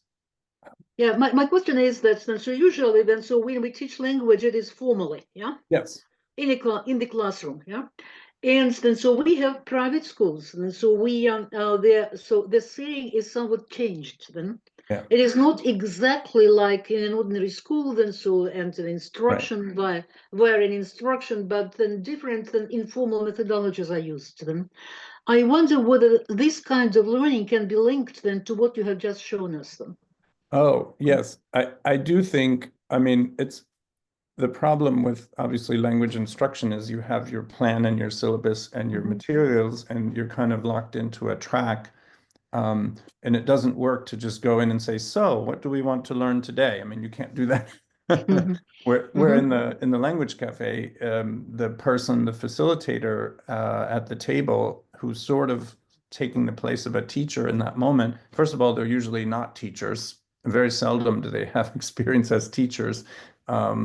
Or language experts in any way, which is interesting. That's a whole other area to look at the way they teach, and they don't know how to teach. But I do think a lot is to be gained from looking at, oh, look, the learners are coming with their interests and what they want to learn about. And as we know, you're in terms of motivation, you're much more motivated to learn things you're intrinsically, inherently interested in. So I do think we could build into formal instruction aspects of that where there's spaces opened up in the curriculum to say, even for relative beginners, okay, what are you interested in learning? And bring those together, and whether that's little groups of people who focus on it. And I know, I mean, a lot of language educators just do this as a matter of course anyway, but in terms of project-based learning or task-based learning, but to do so formally from these informal settings is, I think, very promising. I think also the other one, and I've seen it in many instructed settings, where the instructor is able to flip the table and turn the learners into the experts on such and such a topic, right? In some of my classes, that might be pop music or other things I'm totally clueless about, but then you have to be a little bit open to risk as a teacher or ambiguity to say, well, okay, we're going to turn it over to you to teach us about this topic. And you'll need vocabulary to do it. What grammar do you need to do it? I mean, that's where the formal instruction comes in, but it does imply opening up the curriculum more to, let's just say, more structured ambiguity, if I might use that term. Like spaces where you say, we are now going to, I, the teacher, do not know what's going to happen in the next few lessons. And that's okay, because when you go into the language cafe, you don't know what's going to be said or not said. I mean, and it depends so much on so many factors, but nobody seems to care. So it's about trying to emulate in the language classroom, maybe a situation where the teacher doesn't care how it goes. However it goes is good. And that, again, it does present problems for things like assessment, because in the US anyway, some students might then say, is this going to be on the test? And you're like, no, I'm not going to test you about German pop music, so, or maybe I will, I don't know. But then it does bring up issues of, different ways you might approach assessment, like through portfolios or whatever.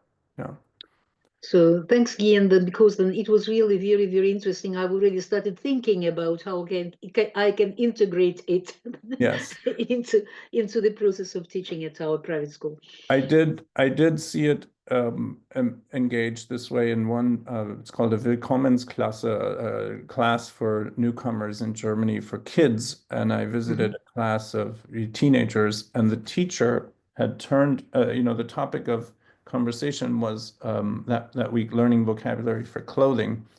And relative beginner, I'd say A2 level, these kids. And she turned it over to them and said, so tomorrow I want you to come in and go through all this vocabulary for clothing, but then I want you to teach us all this vocabulary in your native language. And you be the teacher for 10 minutes, and whether it was Vietnamese or Russian or Arabic or whatever. And so the kids got up in turn and basically stood in front of the class and taught the class the vocabulary for their words for clothing, using the German words too, right? That they were supposed to learn. And lo and behold, so everybody ended the week knowing all the German words for clothing, but in the process, they had a lot of fun being the experts and seeing how badly the teacher was able to pronounce their words just gave them a sense of motivation and autonomy that I found interesting. And it's very much like interactions you'll see in the language cafe, where the learners are actually teaching these native speaker Germans like how to say things in their language, right? Things like that. So it emulates that a little. Thank you. Okay. Any other questions? So then thank you so much. Yeah, thank you. And I hope so that's not your last time, your first time, but not the last time at our conference. Thank you so much. Yes, I enjoyed it. And I'm sorry, I have to say, I'm sorry I can't stay. I'm in Alabama today because I'm going to a languages conference today here at the University of Alabama. So I have to leave in about an hour to go to the conference that starts. Because right now it's 6:30 in the morning here. So, so now I go do the conference here. But I will mention you so much. Yes. All right. Take care. Шановні колеги, вибачте, у нас наш регламент було трішечки перевищено. Тому в мене є питання, наскільки у великої перерви ми потребуємо. Чи буде достатньо 15 хвилин перерви перед початком секцій? Буде, да. Таким чином оголошується перерва на 15 хвилин, після чого зараз ви можете побачити в чаті невеличку інструкцію з входу в секції. На нижній панелі вашого управління Zoom є або 3 крапки, або слова додатково, або more, і там буде або сесійні зали, або breakout rooms. І там ви обираєте потрібну вам секцію, починаючи з другої, як я казала, першої у нас не буде сьогодні, і вільно до неї можна зайти, обрати цю секцію і після цього натиснути «Увійти». Також можливе вільне пересування між секціями, повернення в основну сесію, де буду перебувати я, якщо у вас будуть якісь технічні проблеми. Я тоді зможу зайти і допомогти вам з цим. Також модератори секції, до вашої уваги, можливо, показ презентацій незалежно в кожній секції окремо. Така опція є. І сподіваюся, що технічно це буде можливо. Дуже дякую модераторам, які зголосилися взяти на себе таку важку відповідальну працю.